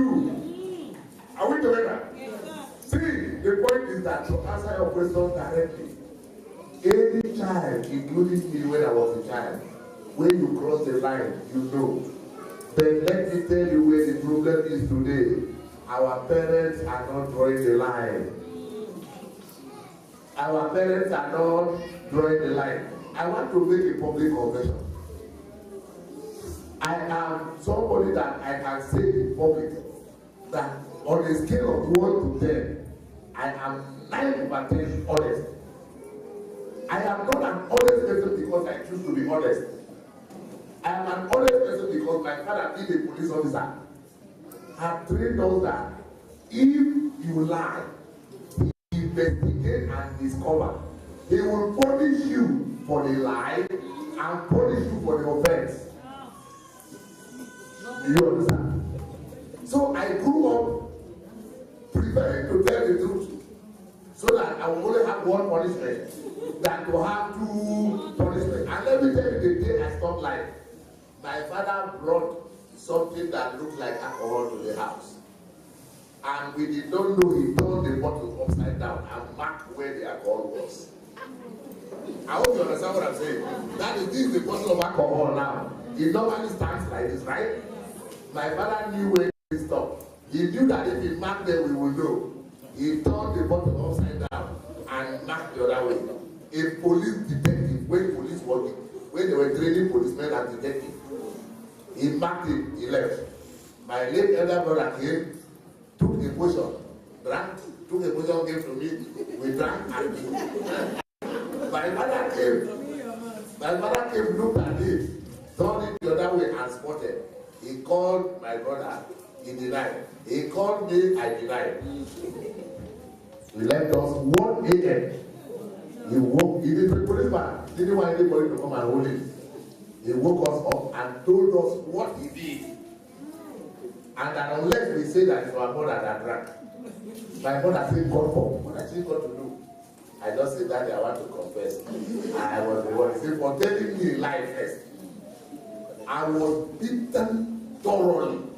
1983. I remember it clear. I was 10 years old. Well beaten. From that day, I can say it very boldly. If you find a lie from me, it may be sleep. Maybe, and if I notice it, I will quickly clarify it. Because I got that training early. Parents here, go back and draw line. Tell your child, watching television stop by 7. If you watch 10 minutes after 7, this is what I will do to you. They do the line. Once the children know the line, they know when they are crossed. Thank you, thank you, thank you, thank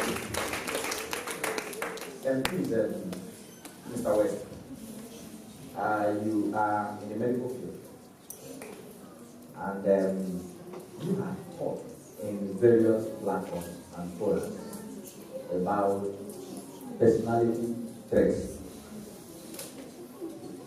There are people who get angry easily, and when they get angry, they can go physical.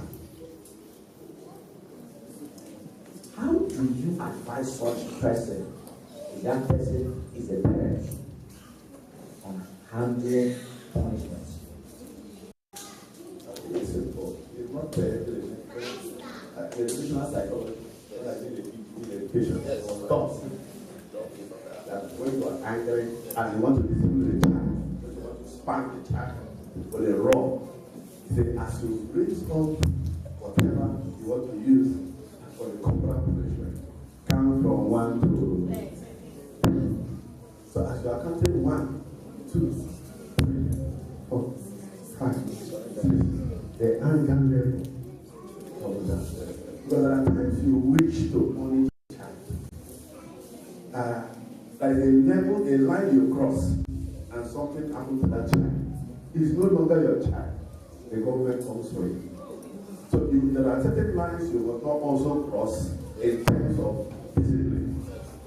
In life and in the family, there will be rules, because where there are no rules, there will be rules. So you must set rules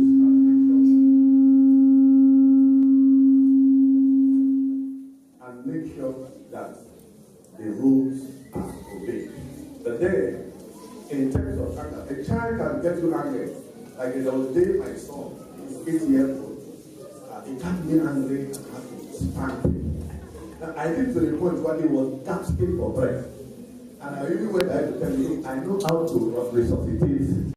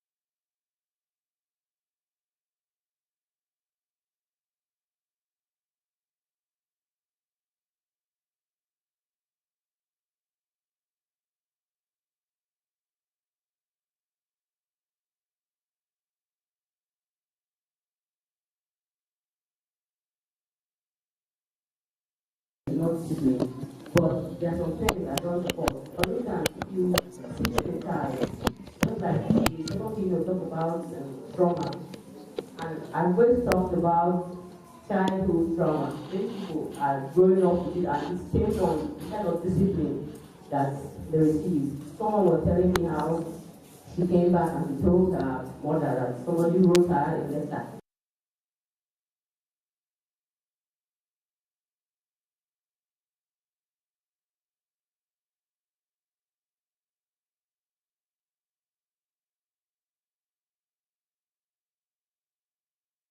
Today, because I saw her relationship, and she was asking me what to do about it. So, like that kind of thing now, there's no way I'm teaching my own child that way. So if you're using a child, teaching the child know you're correcting them. They will not think you are using them. That's the line. I asked someone once, where do you draw the line and abuse? When you discipline a child and give emotional styles, yes, there's something our parents did to us when we were young. Now, we appreciate them. We don't remember those with any bitterness or any anger because we know that the people was there for us. But there's some things we remember today and we feel bitter. Sometimes it affects the relationship we have with our parents. So that kind of thing to my child, our child will now be having some traumatic I don't want that's the one I'm going to tolerate. For the community discipline, there are people who do it. Around the place I live, there was one, but my son went out and something happened. The woman he buys things from saw me and then she now told me, but I asked him to buy something. So there are still people who are concerned about other people. If they know that if they correct your child, you will not take it out of them. But once they discover that once you touch their child and say this is wrong, it will lead to a misunderstanding. They're going to avoid it. I think people are now checking the parents. If they know that you will accept them correcting your child, they will sit and they tell you that I saw your child here, please don't let your child go there again. But if they know that you find them with the child and you know how they behave. Thank you. There is one politics in every African home. We will be coming to you to tell us what you think about this politics. So keep it around. Don't kill my child for. A story was told of a man who had 10,000 naira. And the child was to leave for school the next morning and he needed 10,000 naira. The man called the child, please, I have 9,000.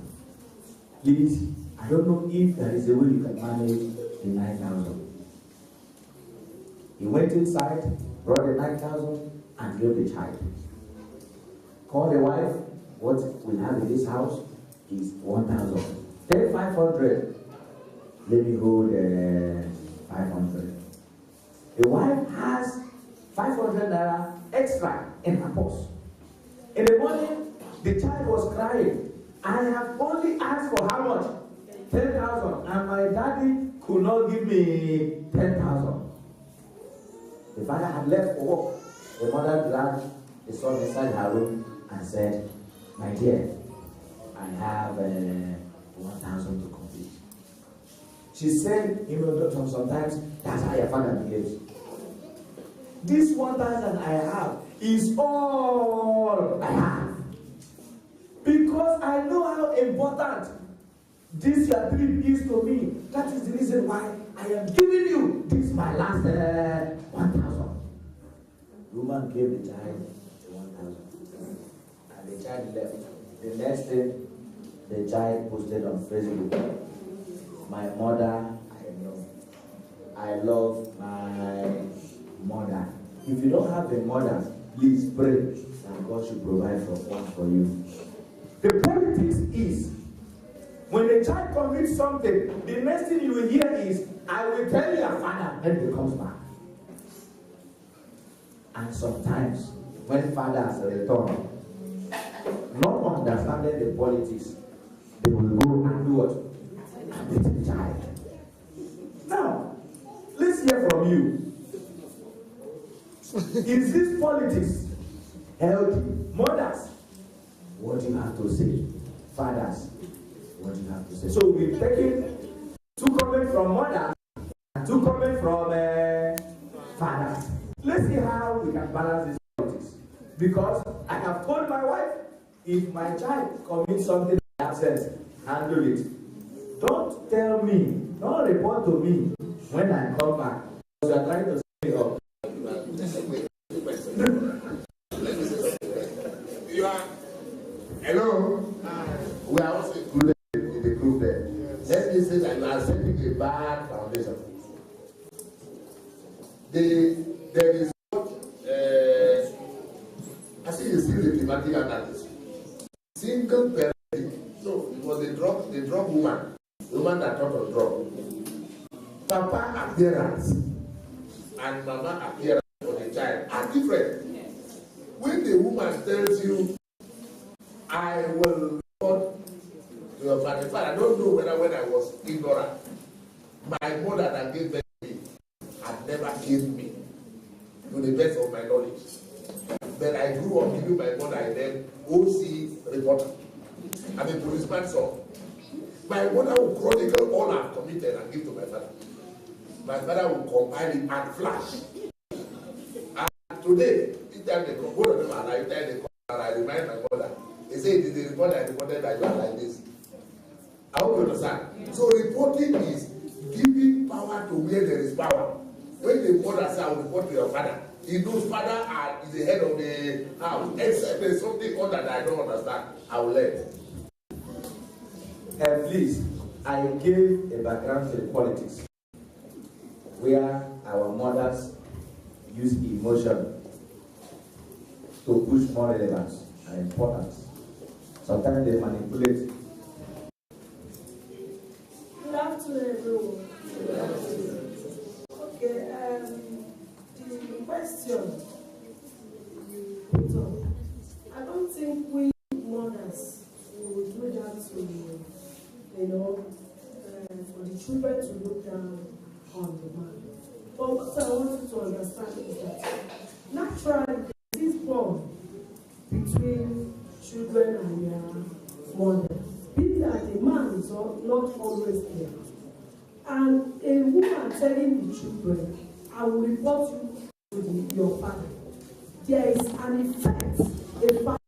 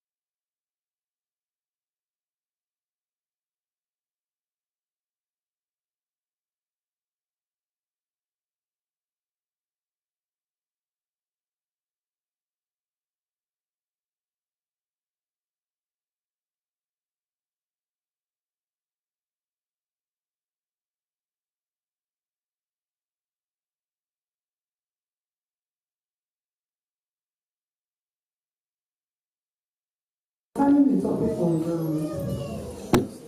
those days that they report us to our father, it has changed now. In as much as we should still tell our husbands what our children do or things when they are not at home, we should punish them. We should give them that punishment. Not leaving them, telling them we'll wait for your daddy to come, we'll tell your daddy. See, the thing is that indirectly, known to us, we are making our husbands look like monsters to them. We were not thinking that way like that before. But now, that is how these children think. To my own best of my knowledge, there is nothing that happens I do not tell my husband. But I don't put to them that it is when he comes that they are going to receive punishment for what they've done. Instead, they even tell their dad sometimes what I did to them when they were not at home. And if it's not enough, we ask yes, we will not ask. Then I must tell him. You know that sometimes, even after the punishment, they come to me and say, don't tell daddy. They have never hidden any of those things from him. I will tell him, they beg you not to tell me. I don't want you to know that this person did this person did that. If you still want to act on it, wait for the next time. You can now act on this one I have told you. I will not want them to start seeing that even after they begged me, I still went ahead to tell you. It is good we tell our husband, our daddy, Please, the father there, is he the husband to the woman? Yes. I am tempted not to accept. No. Unless you are coming from another direction. You are coming from another direction. Madam, let's see whether reporting is also good. To the contrary, I have a confession to make. And the confession is that she is both OC reporter and OC detective. Esther is my wife, and she she's more of the disciplining child. So she sees me as even a softer figure in the house.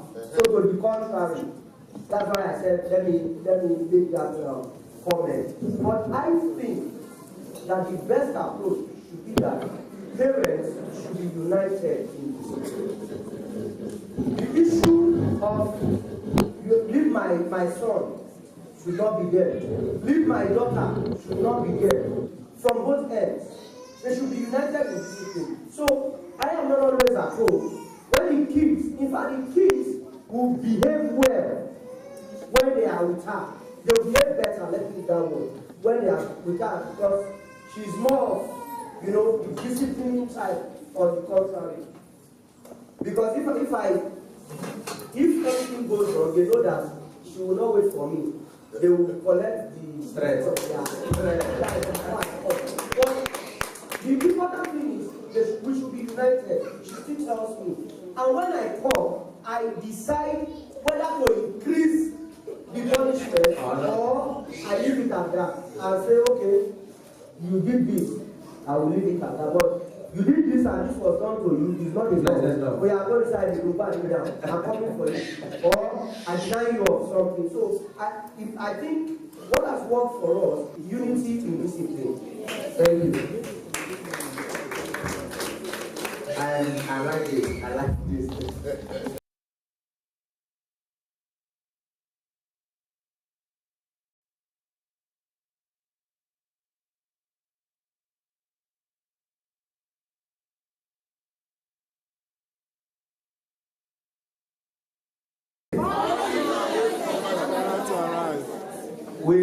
We one slot for a husband. Okay. Please, the microphone. Good day, everyone. I really want to speak on this issue. Sorry. We don't finish for mothers.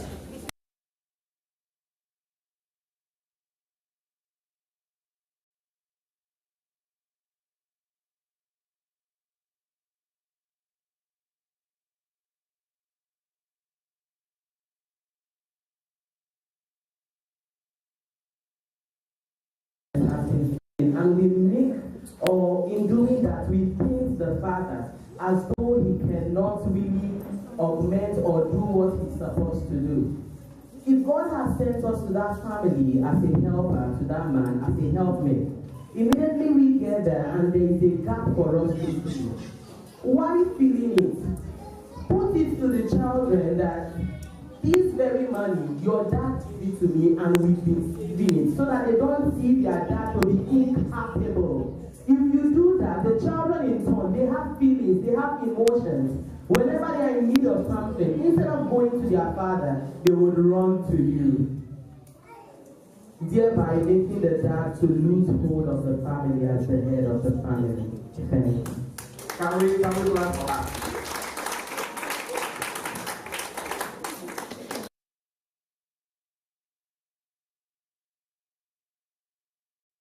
Good day. I'm going to speak this time around not as an evangelist, but as a behavioral scientist. The topic in question is a very critical one. Children by their nature have very short memory. Something happens in the morning, you get in the evening, and bring it up for punishment. The child will not connect that punishment to whatever may have happened in the morning. The time lapse.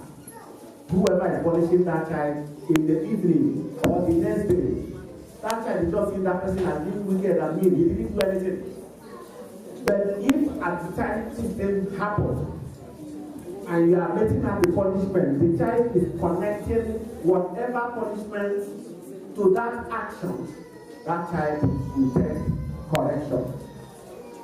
Secondly, personally, I didn't have much of a good experience of parenting from my parents' side. I grew up more with my uncles and aunts and all that. But my mom told me much about her own parents, my grandparents. If one was away, comes back, sees the other, disciplining the child, what did she do? She knows that this is the mother, you don't get this child, or this is the father, you don't get this child. For you to be disciplining him now, means I need something. He will drop whatever thing is carrying and join hands that time. So you don't have anywhere to run to. Children can be very manipulative. Yes. And we parents, if they are not careful, they enjoy it when they separate us. When they divide us, they know that, you know, if mommy and daddy are not in good terms, if they go to mommy, mommy will say, I beg, give my child, give my daughter, don't take my daughter for me. They are very happy. The next time, when they hurt mommy, they run to daddy, daddy will come to their protection. They are very happy. They are very manipulative. That's why no matter the level of, you know, disagreement, misunderstanding, quarrel between couples, please don't allow it to affect the children. Quarrel your quarrel, disagree your disagreement. And when it comes to the children, anything that has to do with the children, be united. Don't allow them to come in between you. If they do, you will be the loser. They will be the one enjoying the game. Thank you. Thank you, thank you, thank you. Please, back to this side. We just have one thing to talk and then we close. The microphone, please. Please, I want Trisha to respond to the question on bullying. Okay.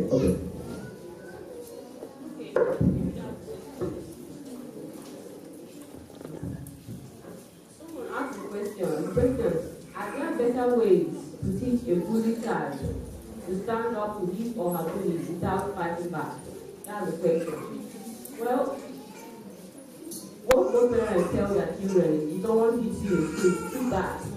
That's what most people say, but this question is about how you can teach your child to stand up to bullying without fighting back physically.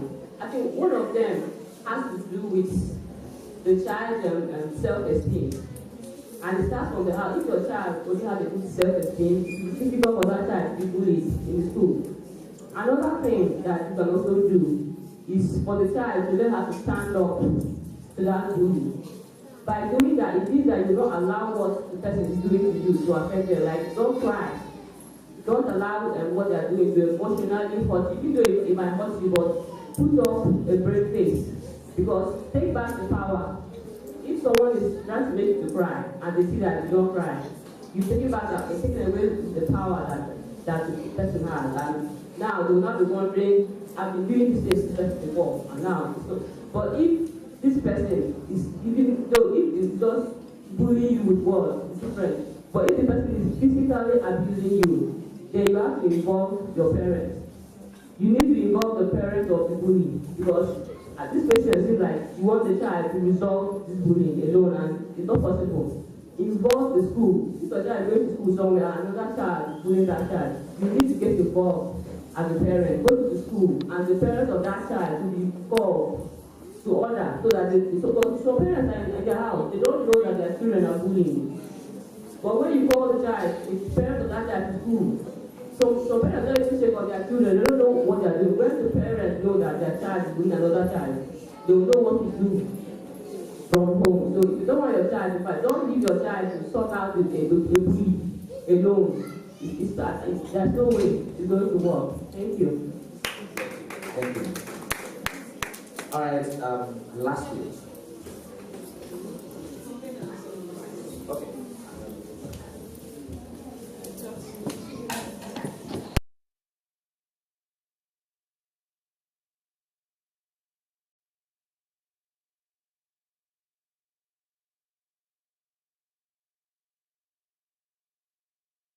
Anti-bullying campaign. Every school needs to have an anti-bullying campaign. I put up a post on my social media handle and said, you might be raising a bully without you knowing it. How do you raise a bully? You have house help. You hit them at every slightest provocation. Your children are watching. They are watching you. You abuse them with words, and they are seeing your husband as a lesser human, that they can talk to them at every given time, talk to them anyhow. They take that the same thing to the school. You might not there's a situation whereby, like this there's a situation you might be, you don't even know how to resolve the bullying as you're being bullied. They will threaten you not to tell a soul. That if you tell anybody, they will kill you. At that point, if you raise a child that has low self-esteem, or if there is no connection between you and your child, the person dies with it. They will not communicate. They will not tell you what they are going through in school. But if there is an anti-bullying campaign in the school, that is every school should make it a compulsory thing. Make out a day for anti-bullying. Educate the children on bullying and how to say no to a bully. If you don't know how to start it, you come to me. You invite somebody to talk to children about bullying. Because this is something that is so rampant in almost all the schools. If you ask any of our children, they will tell you one or two things that they have been bullied on. Most of the time, even in the class. Please, I want to use this opportunity to appreciate our panelists. Thank you and God bless you.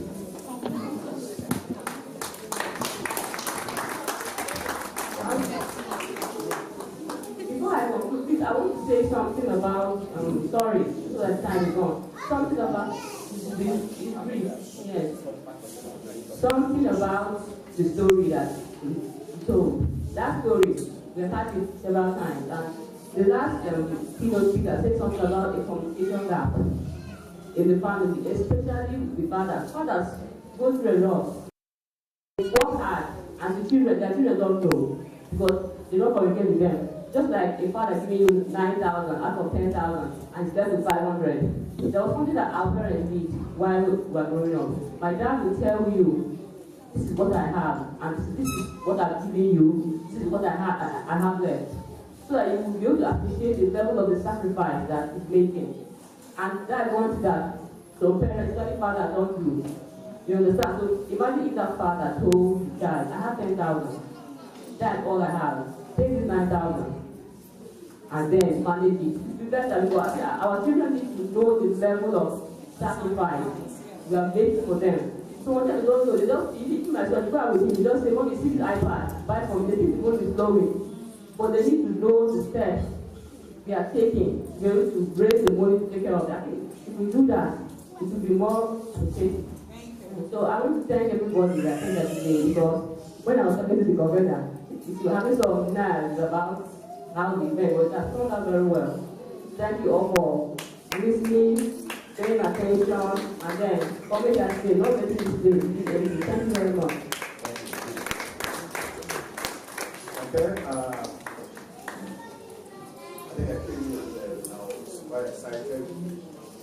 Seeing the NAMSAC officials talking to our children. I think we need more. That's one area that has really affected the lives of young people here in Nigeria.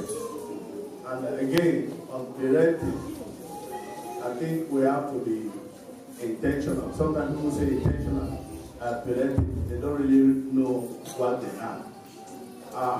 We are raising parents that are not just parents because they have knowledge. They are just parents because they have reproductive organs and they just can bring children into the world. And that's what we see.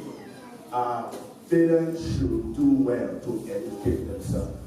You know, there's something about knowledge. The word knowledge is divided into two. Say know and edge. What you know gives you an edge. So people should go to parenting schools. Learn parenting styles.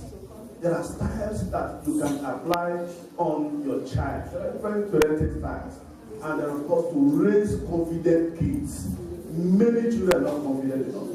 I taught in a secondary school. I taught biology. And some point in time, they were using a ticketing method, right, of lesson plan. And of course, after some time, they are using the assay lesson plan. And I find out, when I look at it, and I say, Lord, why are we looking at the China system of education? And I just discussed so many things about that same lesson plan. And in China, every child that goes to school watch a video of what their parents are doing to earn a living. So many of the students, as they go through what their parents go through, in trying to raise them, keep the family together, they shed tears. That is a way of also affecting their mindset so that they will not do anything that will undermine their parents while they are in school. I think we need to learn a lot from the Chinese. Thank you for coming. God bless you. Please be seated. For me, one little form I want us to go with. Yes, spend 2 hours every week with your children. Gist with them, ask them questions, allow them to ask you questions. Note the quality of questions they are asking you. Those questions come from their conversation. And it will lead you to know their peer group. And lastly, find out the best friend of your child.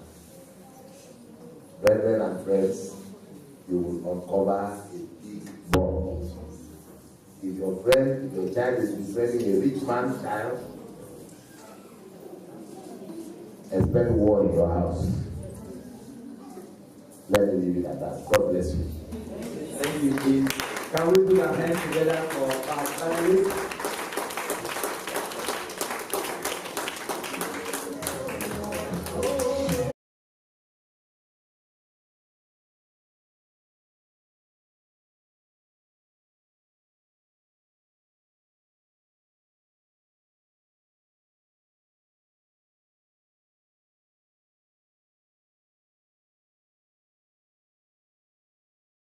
Now we're coming to the end of today's event, but we have a very big one. We have something covered here. It's actually a book. It's written by the convener, the woman God has given this feature. I will call in her shortly. She will give us the forward of this book. She'll just talk to us about the book. And a few persons will just come up here to support, and so to give back the book to persons. So put your hands together as I make welcome Mrs. Casper Omachijo for her to talk to us about our book. Are we tired of clapping? It's not easy to write the book.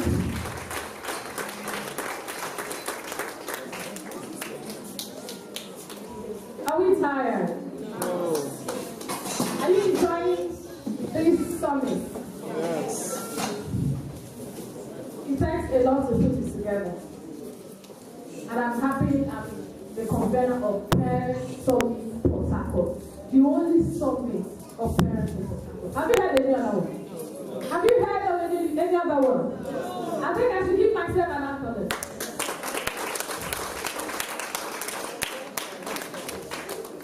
Okay, I'm here to unveil my book. I put a lot of effort to put these things together because I received so many concerns from parents. Most of the time, I don't meet up with their questions. In a day, I know how many questions I receive from my social media platform. Help me, I want to raise confident children. And I'm happy how aware our parents are becoming. I am happy I started all this conversation. I am not regretting. You know, sometimes, some persons would like to put you down. Some persons will like, oh, let me go there. But what I know is that in everything in life, not everybody will support you. But the little that supports you, move on. The sky is just a stepping stone. I don't feel bad when somebody don't see my value because I see myself that I have potential. You know, when I look at myself in the mirror, I'm happy I have so many potential. Before I unveil this book, I would like to introduce somebody so close to my heart. Somebody who raised me to be who I am today. I would like to introduce my father. He's someone I found so difficult. He has raised a confident girl. I want my father to young today. I know this morning he has been smiling. Is it easy to raise such a girl? confidence.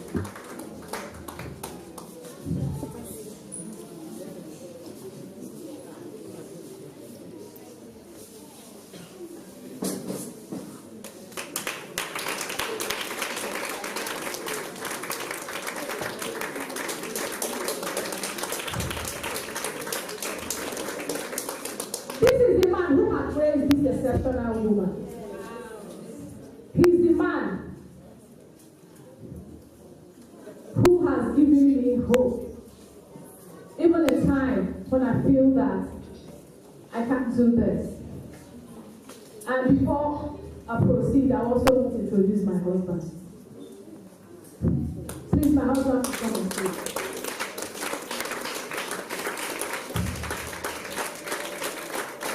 Scrolling through my social media handle this morning. Mrs. Projo Oyina posted something. Couples supporting what? Husband supporting what? This man sees this dream of mine and he never let it go. He buys the idea and he encourages me every single day. Sometimes you ask me, have you posted anything on Facebook today? Have you made the research? I want to use this opportunity to tell this gentleman here that I love them so much. I love you.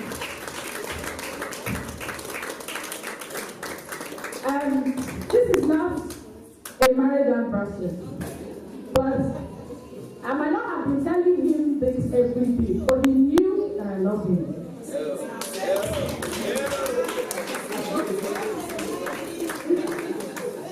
You know, my bookies are my people I acknowledge deeply. He's my strength. And I know he loves me. Even though he might not be telling me, but I can read it from his face. Thank you for the confidence. Thank you for being my backbone. You will say something about now, this is my life. So I only call to you, appreciate you all for being in my life.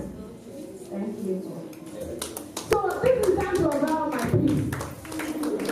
And I title it Practical Self for Raising Confident Children. Lots of questions on, like Mr. Mike Gordon have said about screen time. Those who visit my house know that there's no screen time in my home till Friday, and Friday is just 2 hours. And that 2 hours, I observe what they watch. That 2 hours because I have to sit right beside them. If you go to my house, if you come to my house from Monday to Friday, my TV is off. I subscribe my TV because you know what, they're not being bored because I have an alternative. Like Mr. Olam said, you cannot tell a child not to watch screen and you don't provide an alternative for them. Will it work? There are so many educational things you need to get them involved. It is right here in the book.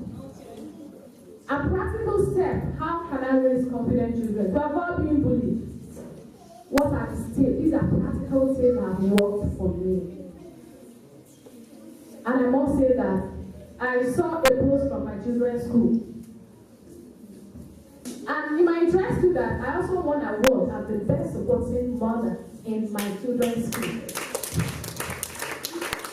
And in my interest to my children, right from my first one, have been the best students in his class, both the first and the second. It's because I put so much work on them. I lessen the burden of teachers because I need to get involved. So those practical steps are here in the book. It works for me, and I believe it will work for you if you put them into practice. So before I start it, I would like to call some people to watch me unveil this book. I would like to call Mrs. Naomi. Sister Naomi, please come on stage. I'd like to call our mommy too. Yes. Please come on stage too. Of course, my husband has to be there. Do I need to introduce him? I didn't need to invite him because he has to be there. Mr. Michael, You're welcome on stage. She's my friend. She has been supporting me back to back. If I post for men, thank you for everything you heard. Thank you for coming, man. Thank you. Mrs. Sister Cathy. Oh, Jesus Christ. I love this woman. Sister Cathy has been so supportive of my class. Sister Cathy literally posts my invitation in every group she belongs. She encourages me. Mommy, why do you love me?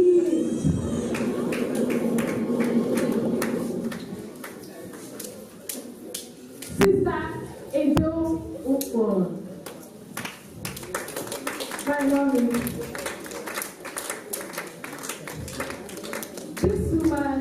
These women are my backbone.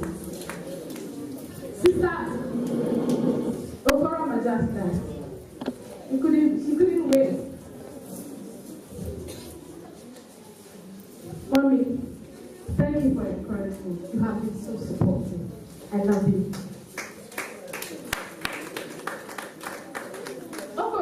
We have to unveil the book. Before we do that, my husband has to do that. Because he has gone through the book. And he also made some corrections. He was the one that went to where we published it. Harry,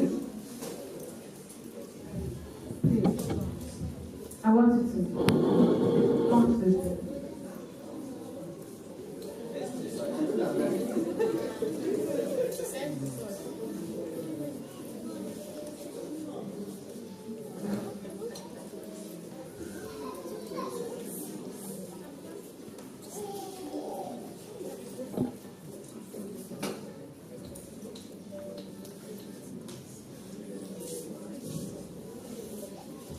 Good afternoon, our wonderful friends. Good Wonderful parents. sir. Good afternoon. We are happy that you are here and that you have been doing your best and ensuring that all of us will be able to have a wonderful family. And the essence of this book, practical tips of parenting conflict, is all about the things you need to do day to day, hour to hour, ensuring that you'll be able to have children that will live a better life, children that will be able to represent you when you are no longer here, children that will be able to help in bettering our society and our communities. On that note, having gone through the book and having said that the book will help us, we want to unveil this book in the name of our God and our Father,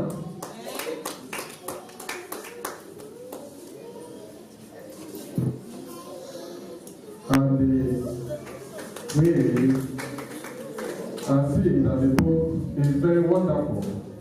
If you look at it from here, you will see that it's a very wonderful and good book. As it is good looking at it, it's also good inside. And as we supported this book, as we supported it before, and I will continue to support it with the sum of 50,000.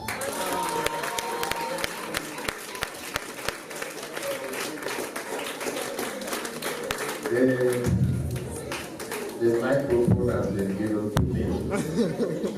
I wanted to play some level of politics. That because I am one of those who believe that this book is very useful to us. And I have seen the husband as book casted on behalf of myself and even the long distance that I've come with. This book will be supported with 10,000 naira.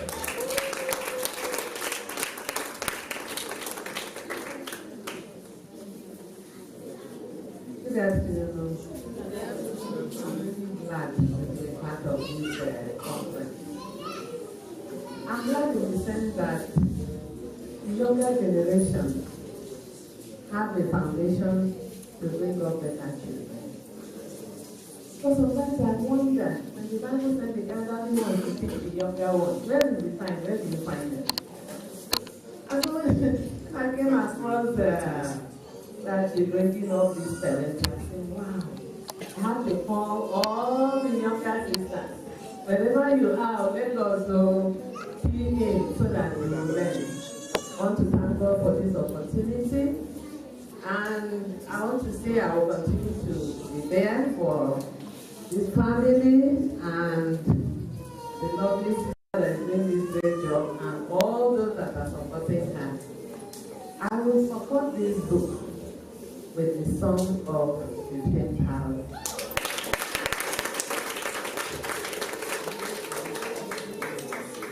Good afternoon, everybody. When my sister told me, my daughter, that she has this occasion, I told her that no, even if you didn't invite me personally, that I'm here and I'm happy to go. So I'm so happy to be here and I will continue to support them. I told my sisters to come because this is important. What we are having today in society, it needs learning. Parents, the younger parents, needs learning because we did not have these challenges where we train our own children. Because the children in those days, at one time, they used to listen to parents. But now, it's not easy. So the younger parents, please, try and read this book and put it in practice. Not just read it, put it in practice. And support the work with them.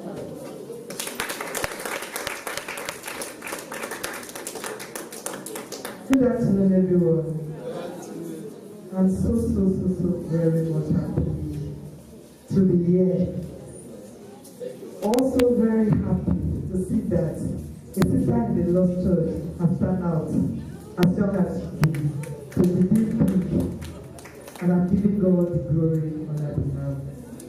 When I started out on social media, I said, wow, so Church of Christ women can go this far to the glory of God. I started following her. And today, he has gone this far by being an author of the book, by being a teacher to many, by educating us on the way that we should train a confident child. I don't know where she gets the knowledge from, but I know all wisdom comes from God. And I say, sister, keep up the good work.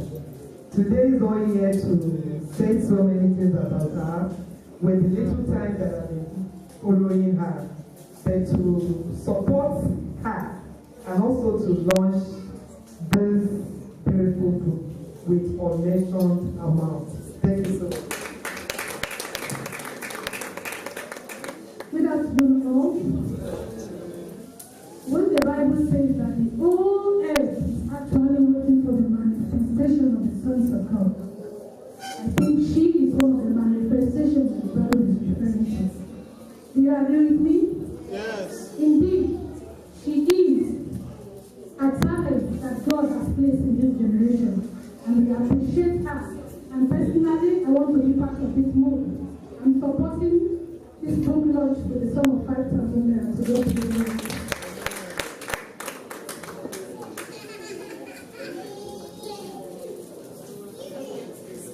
Thank you so much, and thank you. Quickly, if you're interested in this book and you're not caught yet, but you just want to support her, and just come up. Let's just do that in a few minutes so that we have presentation from make it so. If you're interested, you just want to leave to read 1,000, 2,000.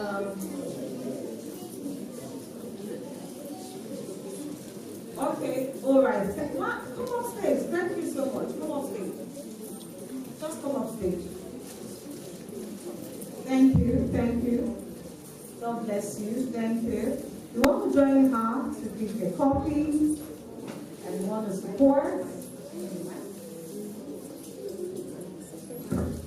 congratulating the sister and I'm supporting her with 1-5. Thank you so much. Thank you. More persons, please come up and support this work. It's not easy. It's not easy. Why are you coming up here? Oh, thank you so much. Thank you. Thank you. Thank you. Good afternoon, everybody. I want to support my friend, the son of 5 Oh, thank you. And the rock star, thank you. Thank you. Thank you. Oh, God bless you. Thank you so much. Thank you. Thank you. Let the children get ready. Please get ready. Just come up stage here. Oh, God bless you, ma'am. Thank you so much. Thank you so much. God bless you. Thank you, ma'am. God bless you. Amazing people in the house. Good evening. Love, good evening.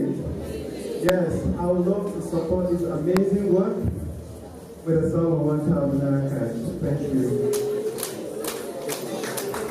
Thank you.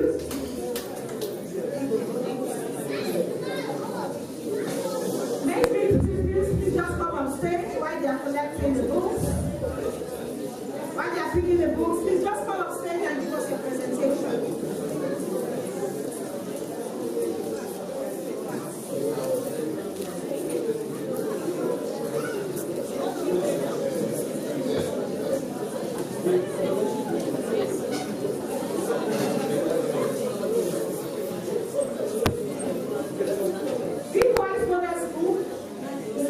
Okay, Blooming, please just come on stage. Come on stage.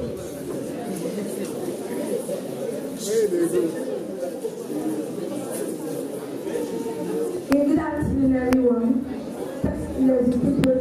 From Blooming City International School, we have a drama presentation titled Most Mothers Regret. This drama will be setting on court procession that sentenced a child to death by hanging and a mother's cry. Please sit and be entertained. Thank you.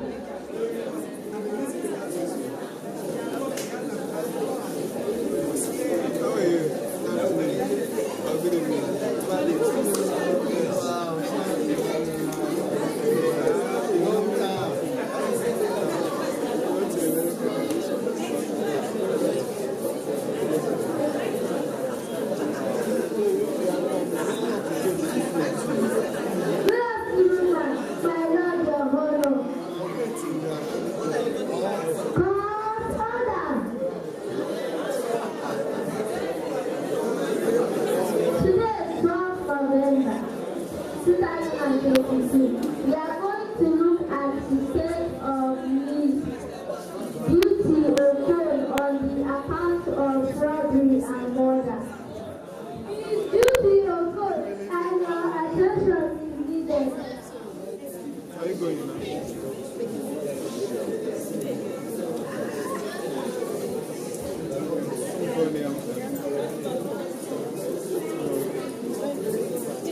After looking at the case file of Miss Beauty Okon and having found her guilty of the crime of robbery and murder, she is thereby sentenced to death by hanging.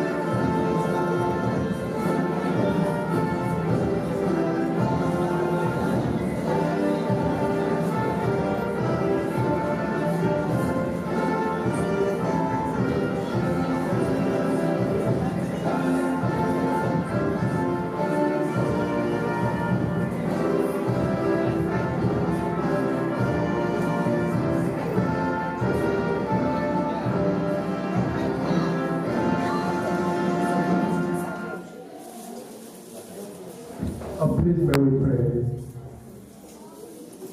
Our glorious King of God, we thank you so very much for all that you have achieved through our hands today. We thank you for the convener, for the ideas that have been shared here today. We thank you for every parent that attended. We thank you for all that we have received. May you help us that we will be able to bring up the next generation that will be God-fearing, that will be responsible. Father God in heaven, we do know that there are many challenges, but we are banking on your strength to be able to make wonderful children. Father God in heaven, we ask that those are resource persons that have traveled far and wide to be here. We ask that you give them your speed as they go, that you take them home, that nothing evil shall be associated with this gathering today. Bless the convener and give her more strength, and every person that has contributed to the success of this day, may they be rewarded. It was worldwide. We thank you for everything. Take us successfully and take the glory in Jesus' name we pray. Amen. God bless. Please let's remember that St. Anne's Christian School offers scholarships to any orphan. If you know any orphan from River State, please reach out to us for the scholarship. St. Anne's Christian School offers scholarships for an orphan from River State. Send this message across and let them get to us. I'm a gift here for a child. I'm a storybook for a child.